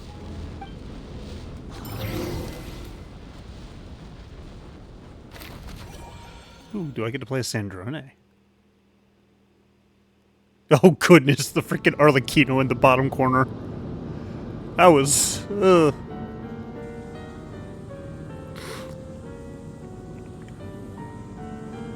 Stupid right here of stupid Solnari. Whatever. I've got all the data I need. Next time we meet, you're finished. She's either delusional or confident, and I support it. He sure doesn't pull his punches. Excuse me, do you need a hand? Who is this? You can do me a favor by staying out of my way. Can't you see I'm busy? Is that Fremine? Wait a minute. I recognize that voice. Hello, Miss Sandrone. Oh yeah, Father it's sent us kids. over to help. How considerate of her. Hey, Fremine, get over here and help me fix this. Lenny, you do your thing. Just keep your sister away from my machines. Nearly every machine that Catgirl touches ends up going haywire. Go put her on cleaning duty or something. Poor Lynette. She's bad with machines.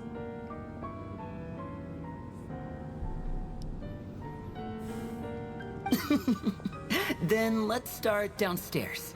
Fremine, we'll leave this place to you. You've got it. Wait a second. Pretty sure there's still some tea in the cupboard. If you want some, you'll have to make it yourselves. And the gang's all together. I like this. I like where this is heading.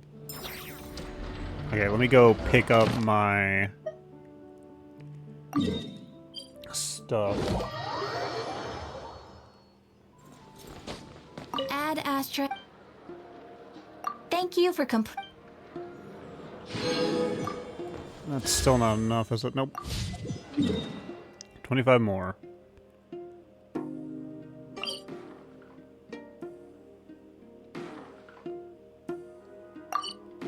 Okay, where... Oh, this is probably the quickest. So, like...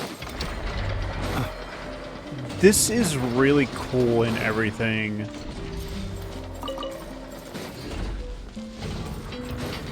And it's so much lore being dropped in certain characters. Like, the fact that Arlecchino is a descendant of the Crimson Moon. What does she... Hang on. I have an Arlecchino, so I can look at her voice lines because I have her profile here.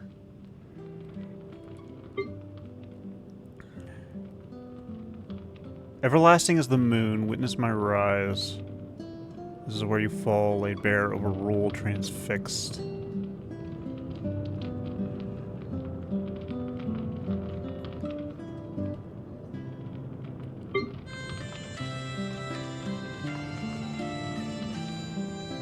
Yeah, I have a lot of her profile. I may have absolutely got Arlecchino 100%ed for the companionship. But that's the thing, like, get banned, bot.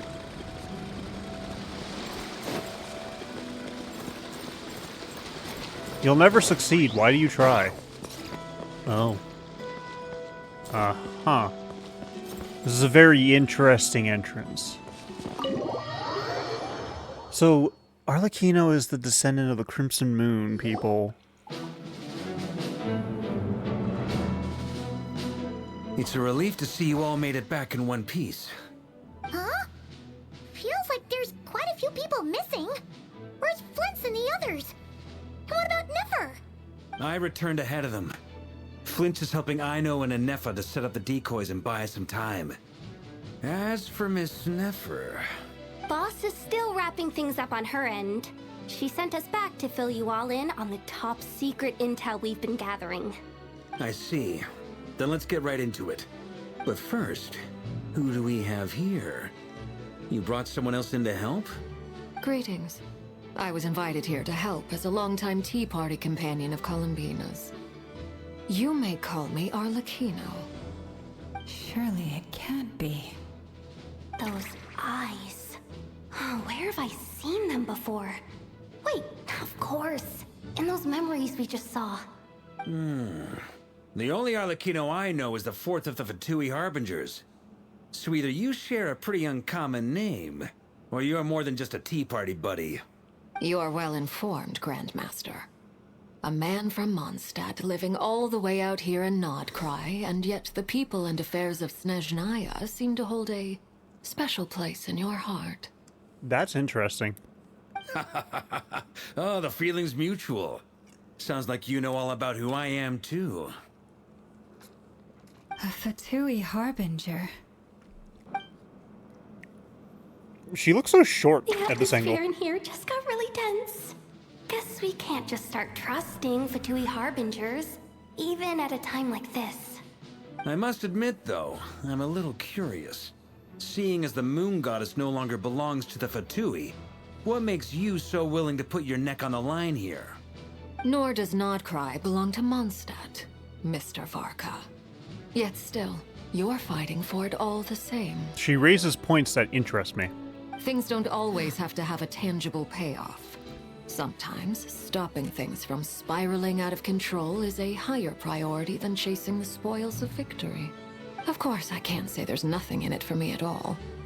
But that's between Columbina and myself. Forgive me. I don't mean to doubt you. It's just that the Fatui really have been the source of many of our troubles. We have our own way of doing things here in Nodcry. But ever since they arrived, the Fatui have treated us with nothing but hostility. I'm so glad this isn't being ignored. I know there's been a lot of bad blood between us in the past. I've done my utmost to avoid friction whenever I could. But sometimes fundamental conflicts of interest simply can't be settled amicably. That's why I'm here solely in a personal capacity. This has nothing to do with the Fatui. As a gesture of good faith, I'll be frank. I can help Columbina track down the iridescent moon's marrow, which will help her restore more of her power. Anyway, what else is on the agenda? Let's begin. She says she'll be frank, then completely skips over the details. Looks like she doesn't want to give away too many secrets after all. I mean, she was frank. She doesn't have to, like, she was frank about the reason she's here. But she clearly wants to change the subject. It'd be awkward if I tried to bring it up again now. I guess we'll just have to go along with it. She's the fourth of the Fatui harbingers after all. One look and you can tell she's not someone you'd want to mess with. Poor Yoda. Well, since Miss Arlecchino sounds confident in her ability to handle that, we'll proceed to the next topic. Yehoda, time to share that top-secret intel. Alright, listen up everyone. First, we now know that Rerir was originally a Conrian secret agent whose primary mission was to hunt down and assassinate the so-called Dregs of the Crimson Moon. That caught her attention. Dregs of the Crimson Moon? Mm-hmm. In the memories, there was a lot of talk about the Crimson Moon and Eclipse, and a whole bunch of other stuff from the time of Conria. To my knowledge, those were the names of two different Conrian dynasties. Long, long ago, it is said that the people of Conria worshipped the Crimson Moon, drawing a mysterious power from its reflection. Why did I just get bombarded? But one day, a coup saw the Crimson Moon eclipsed, hence the name of the new dynasty that replaced it, and how it became the new emblem of Conria.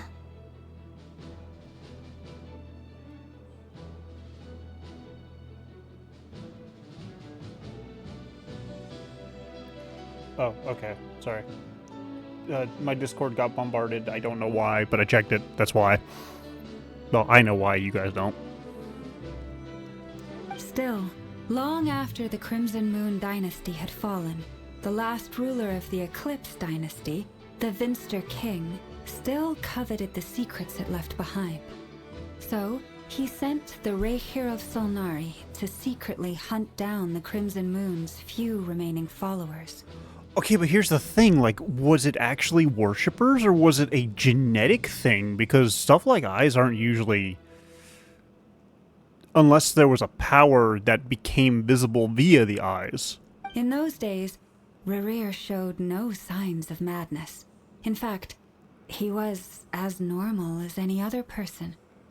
Oh, And he had a fiancé, or at least a would-be fiancé, called Tholindis. What's the matter?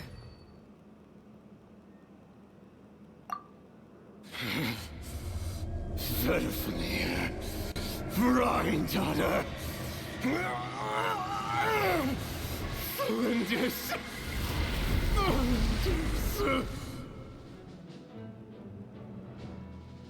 Okay, so I think Vedifnir was one of the sins. I don't know if the Lindis was. Interesting. Anything else? What about this would-be fiancée of his? Do we know anything about her? Well, she was a researcher at the Universitas Magistrorum, but it felt like she was hiding some kind of secret. Oh, and one more thing. For some reason, Rerear's fragment also contains some of Tholindis' memories, though only a very small portion. Well, no shortage of potential leads, I'll give you that. In any case, it sounds like we can conclude that while Tholindis was still around, Rerear appeared to be lucid and quite normal. Tholindis, it seems, must have been the one thing in this world that he couldn't let go of. Tell me, though, were these pure-blood Conorians we're talking about here? That's why her eyes were different. Why do you need to know that? Hold on. If she was a pure-blood Conrian... Oh yeah, just like how it was with the captain.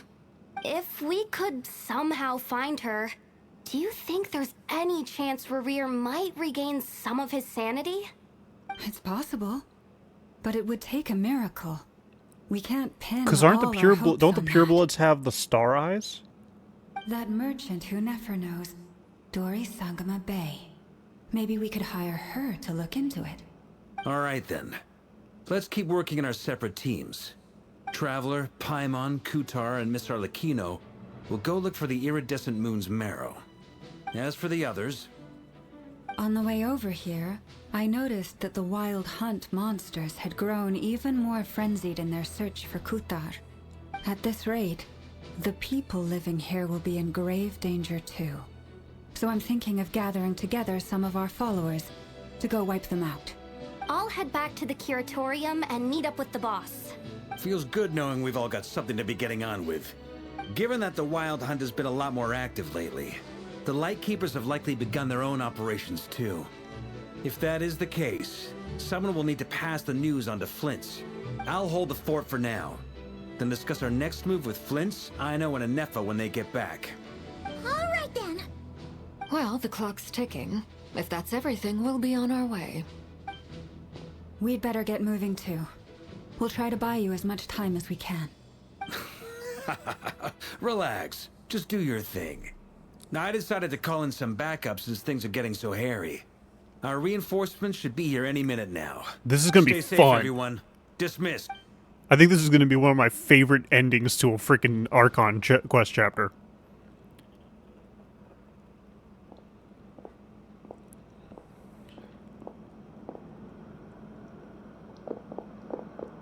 We're back.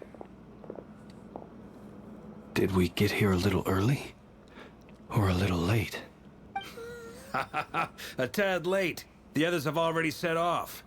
To summarize, our resident moon goddess has found us a new ally, and Boss Nefer has uncovered some promising info.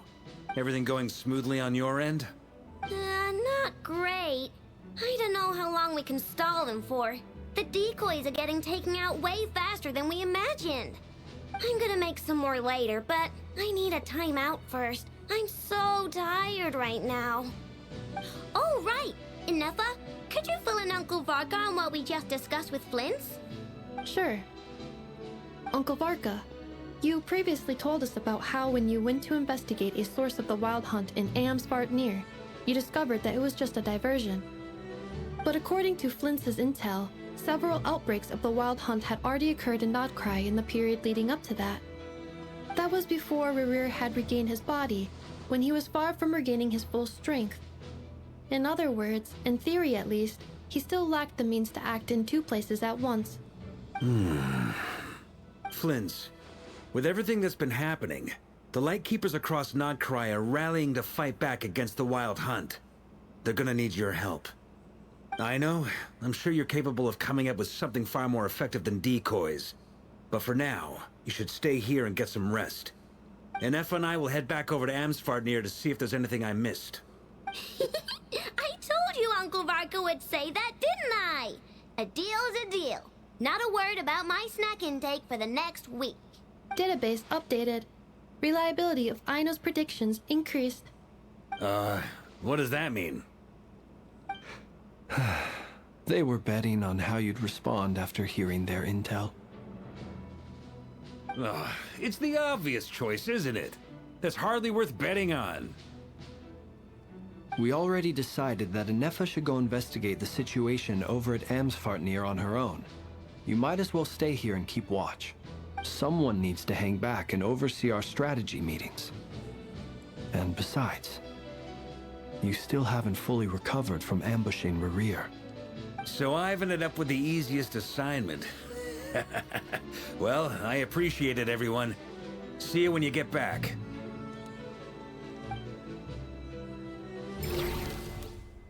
I still don't fully trust him, but I get it. I don't think I'll trust him until after this is all said and done. Ads are in progress, so I can't get out of this.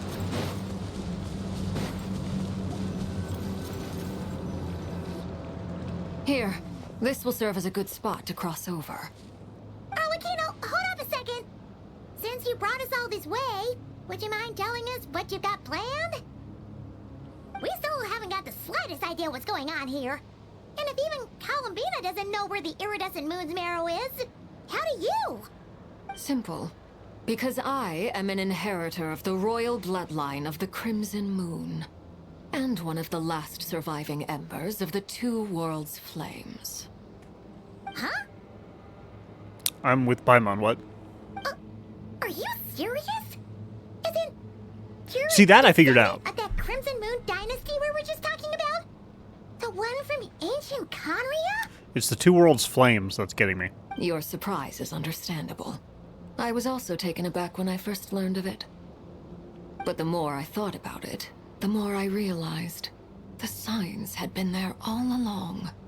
When I was young, I discovered I could wield a very special kind of fire. It coursed like blood through my veins and smoldered away inside my nerves.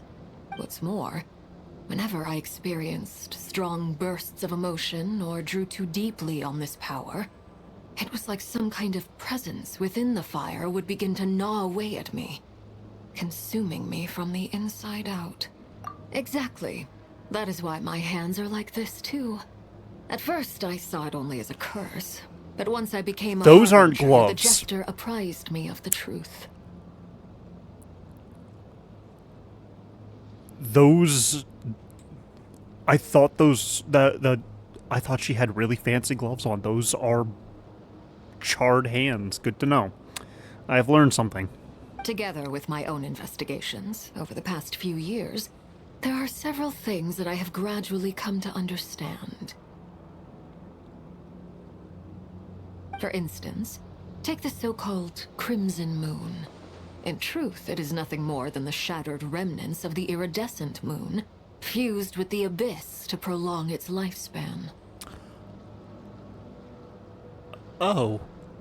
Since this blood flame was bestowed upon me by the Crimson Moon, it is a fusion of the iridescent moon's former power and the corruption of the abyss. You all understand the nature of the abyss well enough. I draw upon its power, and in return, it hungers for my soul. This strange blackness is the mark of corruption it has left behind. If I recall correctly, you once told me that if the corruption ever made it to your heart, you'd become a completely different person. Yes, and that's the reason I'm always careful not to push my power too far. It's essentially a never-ending tug-of-war. I'm curious as how far it goes up. Oh, sounds intense.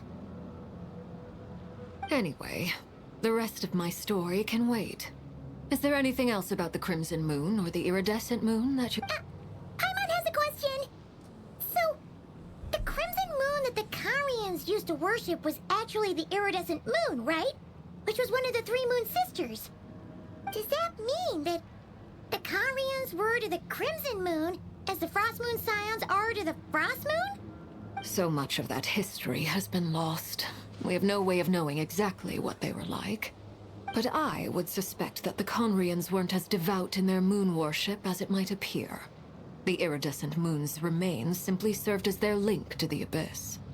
Later on, perhaps someone discovered a way to make direct contact with the Abyss. Or maybe there was some kind of ideological divide. Either way, a dissenting faction staged a coup and drove out the royal heirs of the Crimson Moon dynasty. Still, even with the dark sun looming high overhead, the Crimson Moon's glow never truly faded. If you want living proof, it's standing right before you. The first time we met, I sensed something familiar in your presence. This blows my mind. When I looked at you, I felt I could see that mysterious red moon in the corner of my eye. In your flames, I saw its broken image, surrounded by a strange black aura. Well, I appreciate that you kept it to yourself. Much about the Crimson Moon is still a mystery, and I'd prefer not to end up as the object of an insane research project. Honestly, Columbina would be the best to understand that feeling. Anyway, time is against us here, so if there's any other questions, they'll have to wait. I just want to make sure I've got one thing straight.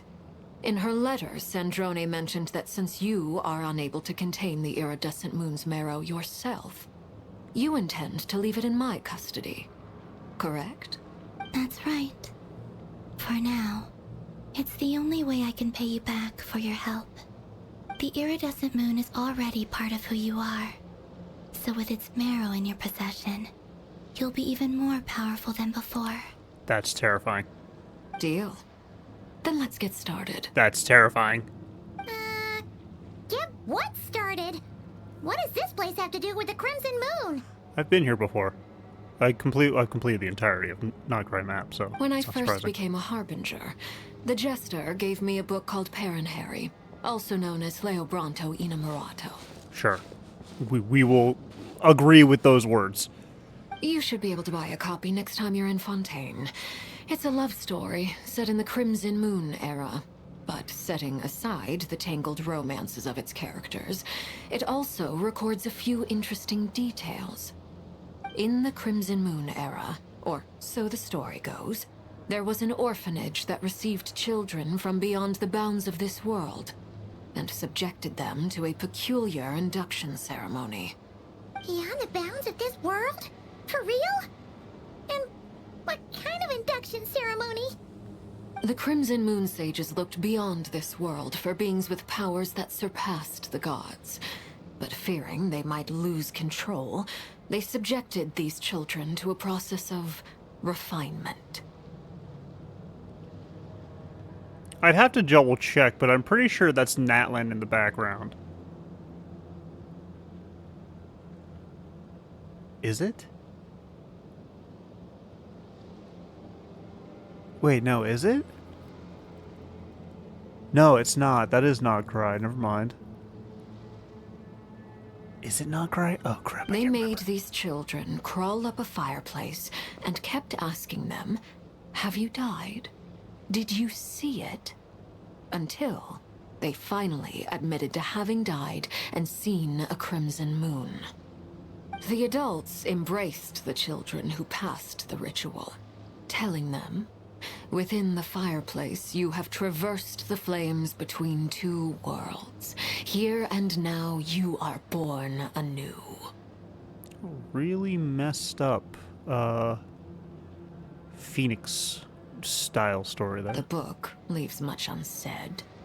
But I suspect that this was their way of branding the children they had enrolled, leaving an indelible mark upon them so that they would forever live in the Crimson Moon's light. That explains why I can't sense the Crimson Moon's marrow in this world. It makes sense that it would be sealed in a special space that can only be accessed temporarily through some kind of ritual. There's no fireplace here. Do you see a chimney anywhere? Oh, are we supposed to build it ourselves? Okay, fine. Paimon will go find some bricks. I love how on board she already is for this. That won't be necessary. The fireplace is purely symbolic. The key to the ritual is crossing the flames between two worlds. In other words, the flames that burn within me. Those burned away by such flames leave behind a kind of ghostly afterimage in the world. In the days of Conria, people believed they could be used to bridge the gap between the two worlds of life and death.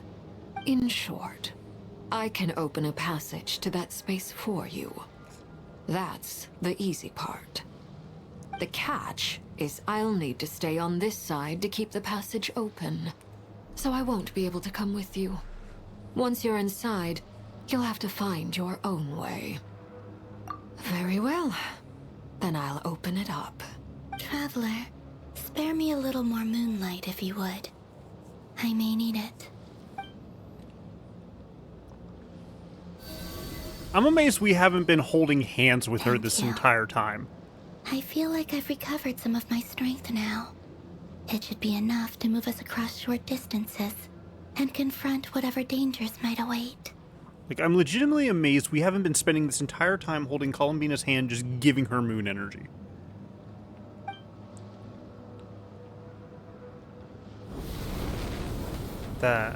Mistress of the seven hues of ages past, great mother of the present, crimson-clad sovereign of the two realms, by fire severed, by fire renewed, I offer myself now and beseech your descent.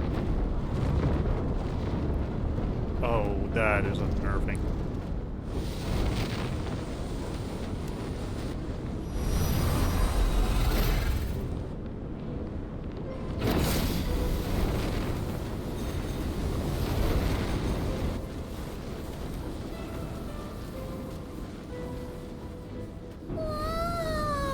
That is 7 levels of unnerving. Holy crap. Oh, they did such a good job with this.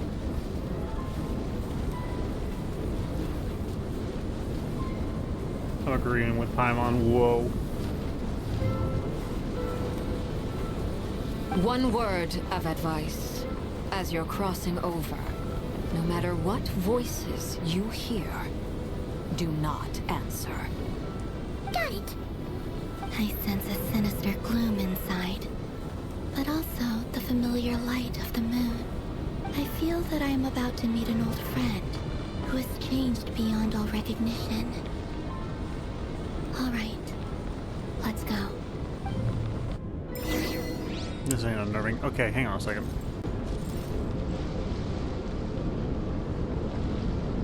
Looking in that direction.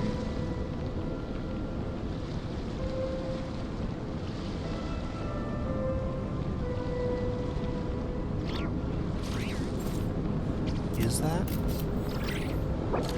Yeah, I'm in special circles.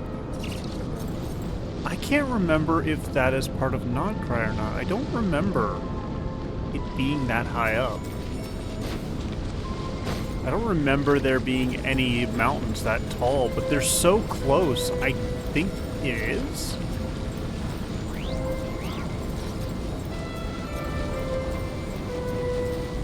I mean, it has to be. That is a very short distance of travel for me.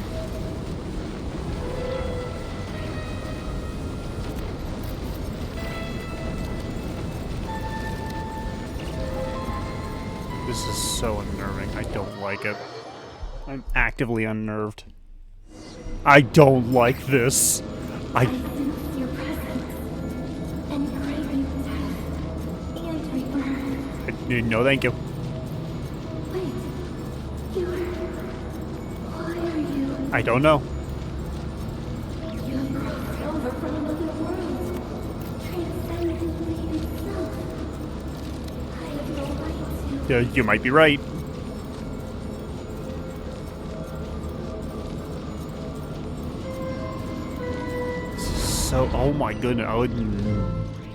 Hey, look up at the sky!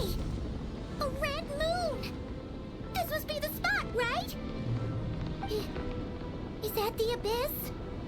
It's practically filled the entire place. What now? What a tragic sight. Fragments of your broken body, seized by the abyss, and hung up aloft like mummified remains. Iridescent moon. Was this truly what you wished for? Careful. There's something spooky about this place. Feels like something is lurking in the fog. Paimon's right behind you. Whatever you do, don't run off without her. This is new mail. I can't even look at the mail, damn it. By the way, Kalumpina, didn't you tell us that the iridescent moon had shattered into pieces? The moon up there looks pretty whole to Paimon. How is that possible? Give me a second. Okay. Oh, I can set up my party here. Oh, that's lovely. I like how they did that.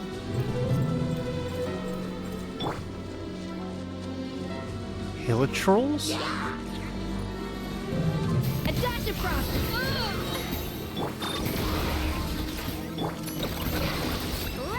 Oh. They're already dead.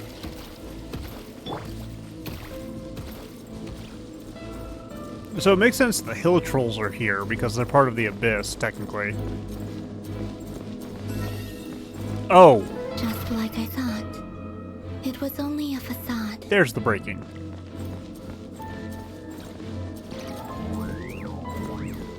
Huh.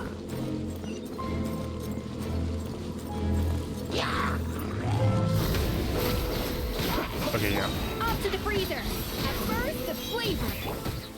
Ow. Cleanup sequence initiated. Annihilation mode. Android. Look, your rainbow. Jeez, I don't even get to... I think it's Effie's thing. This is... Holy crap, this is dark. This is giving me mild Dead Space vibes. At least with the way the environment looks. Ooh, oh my goodness. Oh, chest! Give. You fight me. A little defensive mode engaged. Kablunk! Observe. Melted.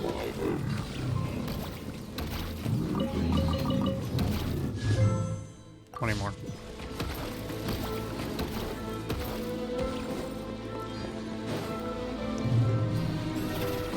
Oh my goodness, this is so freaky. Perfect for Halloween. Huh? Huh? For real? That's way too high. There's no way we'll be able to reach it. No. I'm not sensing anything up there. It's coming from under the mountain. Oh no. Let's see. Ah! There's some kind of weird shadow over the water. Wait, see that? Looks like a mechanism of some sort. Let's check it out. Ah yes, see random button, push it. I too subscribe to this knowledge, Paimon. This mental choice. C button, press it, especially if it's big, red, and flashy. Looks like a device from the time of Conria. Maybe Oh, hi. people once came here to study the Crimson Moon's domain, and they left this behind. Oh, what are you, If Zeb? we can activate it, we might find some clues. Goodbye.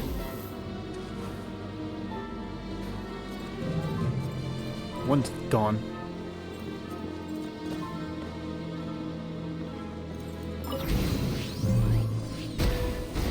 Oh. Oh! Interesting. Hey, look at that! Now that the mechanism's running, the shadow in the water looks different. Do you think these mechanisms might be the key to unlocking the secret? Let's try to find more of them! But why are they here? Felindis, we'll leave the rest of the research in your hands. We'll be heading back now. I hope this is isn't ruining date night. Ugh. Mind your own business. Just leave me some snacks on the table. Melinda's? Is that Rear's girlfriend? How come we're hearing her voice here? Oh yeah. So, do you think she was studying this strange space all along? This memory takes place after she was told. The Abyss has made this space extremely unstable. Maybe that's why some of the things she said and did were preserved here. Like echoes. This takes place Or after the child of the images. Crimson Moon told her about Rare. Whenever I see this view, it takes me back to a poem from my childhood. Waning moon, oh lifeless damsel, weeping on the mountain crest. Mourning still in wistful tone, her fragile soul now laid to rest. For me, of all people, to be here investigating the mysteries of the Crimson Moon space. Is it a coincidence? Or something more? Okay, so two theories are popping up in my head. First and foremost, Yehoda said that she had some sort of secret she was keeping. So chances are this secret is... Because that's probably what's killing them quickly. That's what's killing them quickly. The combination of these two is killing them quickly.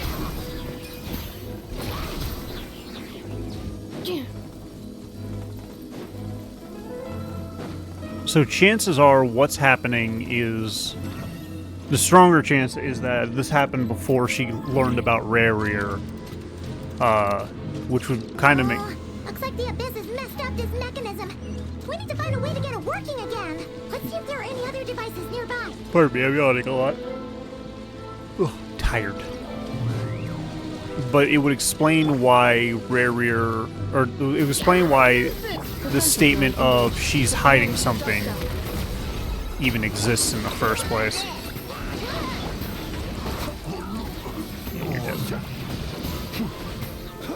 Ooh. Treasure. Can I level up? Yes. More levels. More levels for you, tiny child. That was creepier than I wanted it to be. I love the mechanism that fires the energy blast at the mechanism. Surely that won't destroy it.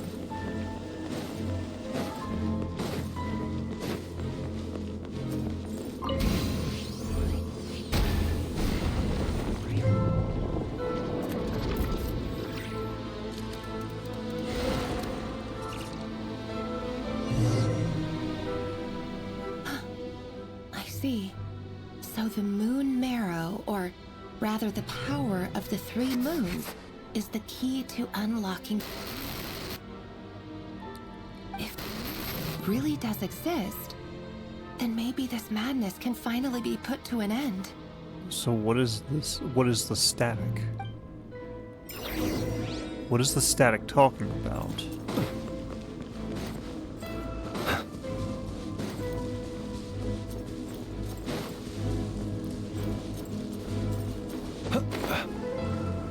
Unlocking usually means a door or a gateway, which means it's possibly a location. So why would it hide the location? Oh, hello. Ow!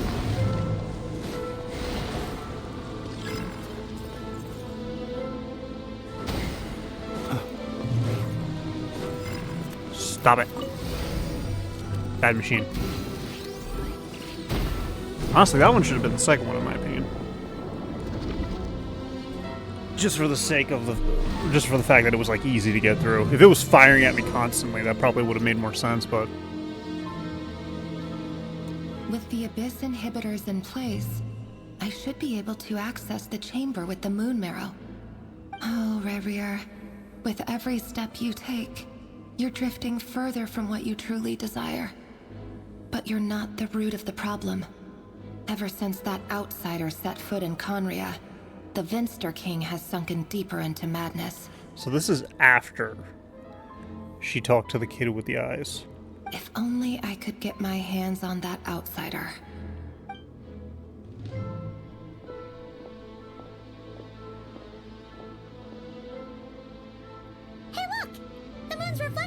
to normal.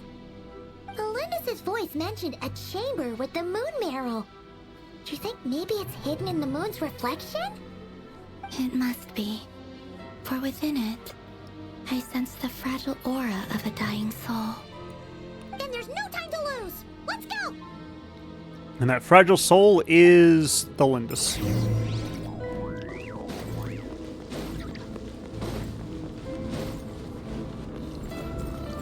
Ooh. I'm not walking through water, I'm walking on top of it. I like that. I don't like that.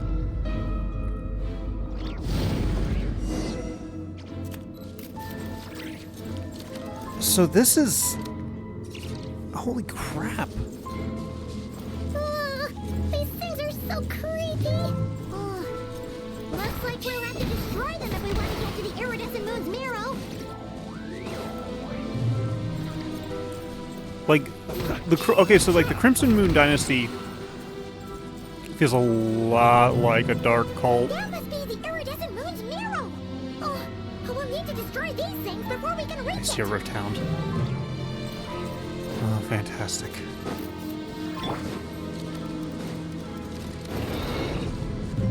Off to the breach. Ultimatum protocol. Close your eyes. The night comes. Okay, we are good. We are Gucci. We... Oh! Effie's little serving platter targets the freaking cysts. I love it. Oh! I can't climb in this area. That's fantastic. A dash of frosting. The pinnacle of Healing in.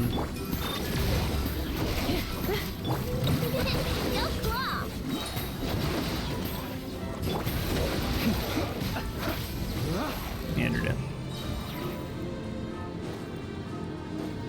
Fire at will.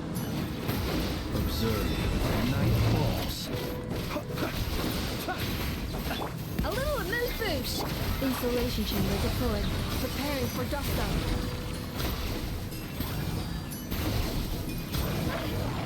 Goodbye. Pew, pew, pew. We're so close. This feels more and more like a bad idea the further we progress. Okay, I want you all, like, on me. So I need that active. Her ult's active. This is what I wanted to worry about.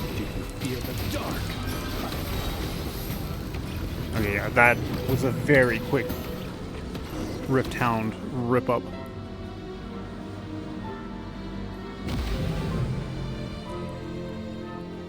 Oh my goodness, it's tainted. I finally did it. The iridescent moon's marrow. Still burning away like an undying flame, yet now contaminated by the abyss. It has taken on a new form entirely. If we can purify the abyssal power within, we should be able to obtain its untainted essence. Can we even purify it, though?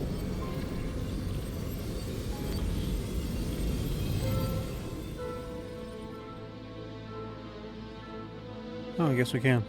It's so cold.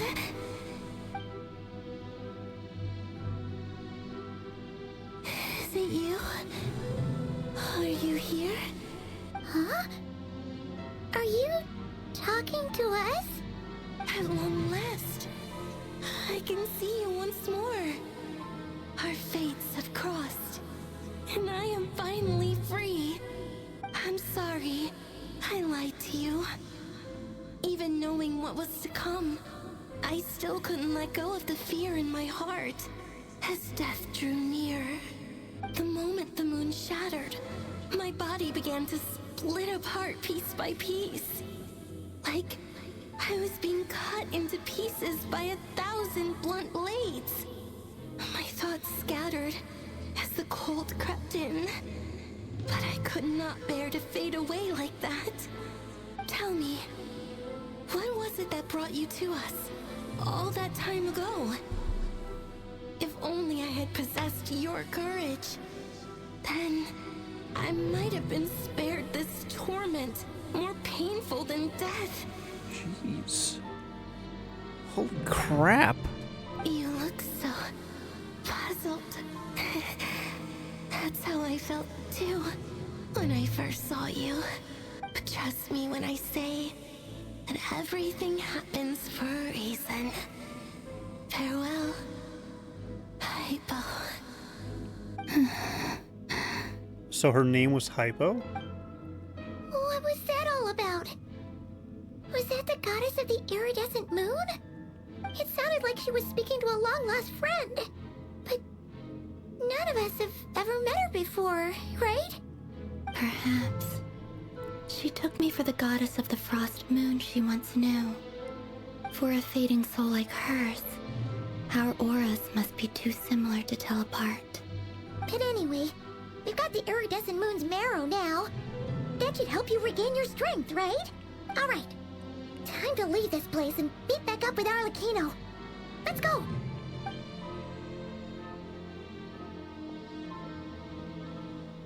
That's odd. This place looks different than when we came in. Waning moon, oh lifeless damsel. Oh.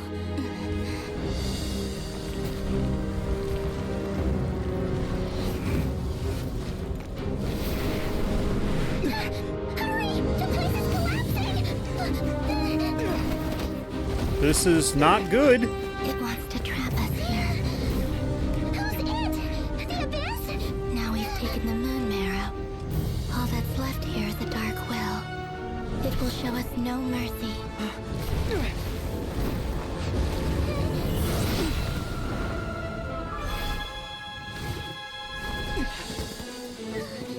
Give it back! The crimson moons! My marrow! My heart! Oh, that's a lot of Rift Hounds.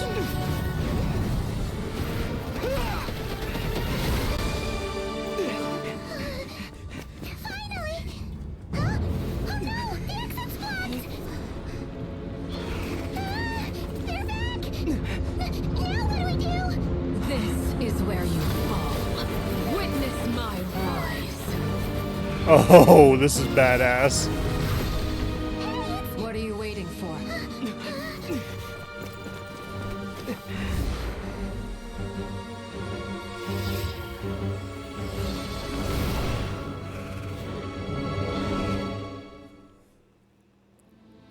I also like that the voice lines for her ult kicked in there. That was cool. Or was it her, her elemental skill? We made it! Was that you, Arlecchino? Did you save us? Wait, your hands! They're... Oh, this? Don't worry. It's a small price to pay. The Abyss wanted to trap you inside, and I defied its will by bringing you out. No wonder it's a little angry. No. I have paid the price, albeit a small one, and it cannot be undone. My hands have already fused with the Abyss. Purification would simply destroy whatever's left of them. Oh, that sucks. But surely... Oh... We're so sorry, Arlecchino. Paimon can't believe you'd make a sacrifice like this for us. As much as I'd like to call it a favor, the truth is I was simply holding up my end of the deal. Well, Columbina. Yes, you did your part. And as promised, I will leave the iridescent moon's marrow in your care. From this day forth, may the two worlds' flames burn ever more brightly.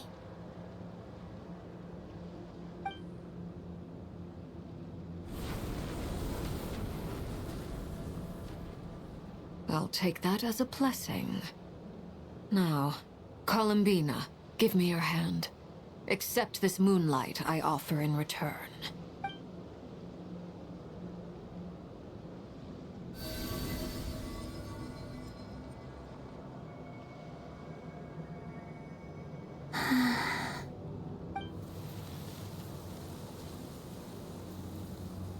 Oh, that Feeling is stronger. fascinating. Hey, Columbina, are you okay? I'm fine. Our powers are a little at odds, that's all. By the Frost Moon's authority alone, wielding the power of the other moons was always going to be a stretch. Still, I think it's fair to say that your strength has returned. At least to the level it was at as Third Harbinger. It's still not enough. There's no way I can hope to challenge Rayrear like this. Just one more ray of moonlight, if you would. It's okay. I can take it.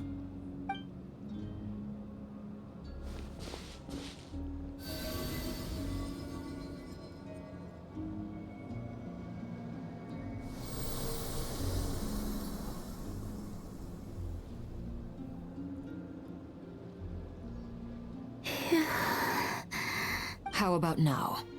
Fighting fit? At the very least, I won't have to stay hidden like before. I want to see him gone from Nodcry. The Ray here of Solnari and his wild hunt must be sent back where they belong. Well, it's good to have something to aim for. You certainly seem more alive now than you did earlier. When I first met you, you didn't strike me as a ray of moonlight. More like a wisp of fog drifting in from who knows where, ready to scatter at the first sign of a breeze. But now, you're full of vitality. Just like the Frost Moon, once the brightest of them all. May you keep shining, Columbina.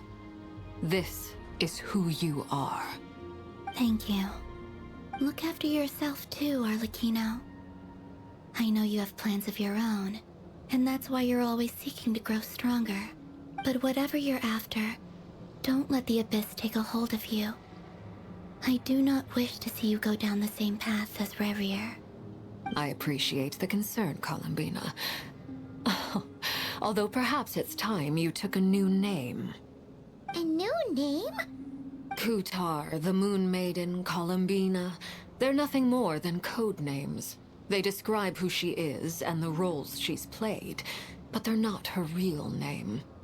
We often use code names in the House of the Hearth, too. But it's knowing your real name that keeps you grounded. Up till now, you've been living a wandering life, so you've probably never really cared. All I'll say is this. Once you've defeated Rayrear, give it some thought. All right, that's it from me. I'll get you back safely first, then go meet up with Sandrone. You're the best! I appreciate the gesture. It speaks to your good character. Anyway, let's get going.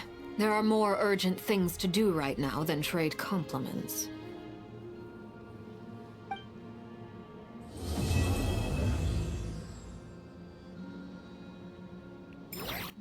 Wait, what? It was a close call, but we got the iridescent moon's marrow and restored Columbina's strength. And that's all that matters. In other words, mission accomplished.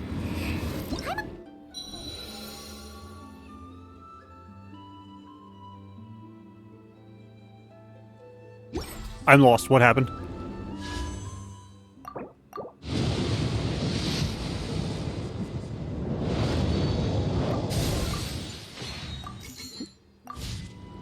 I'm not insane, right? Did that say, like, Chapter 3 was done?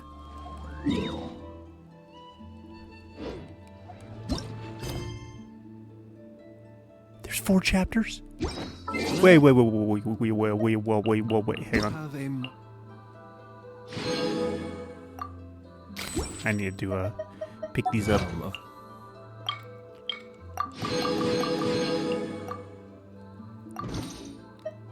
Hang on, I need to go into archive. Patience for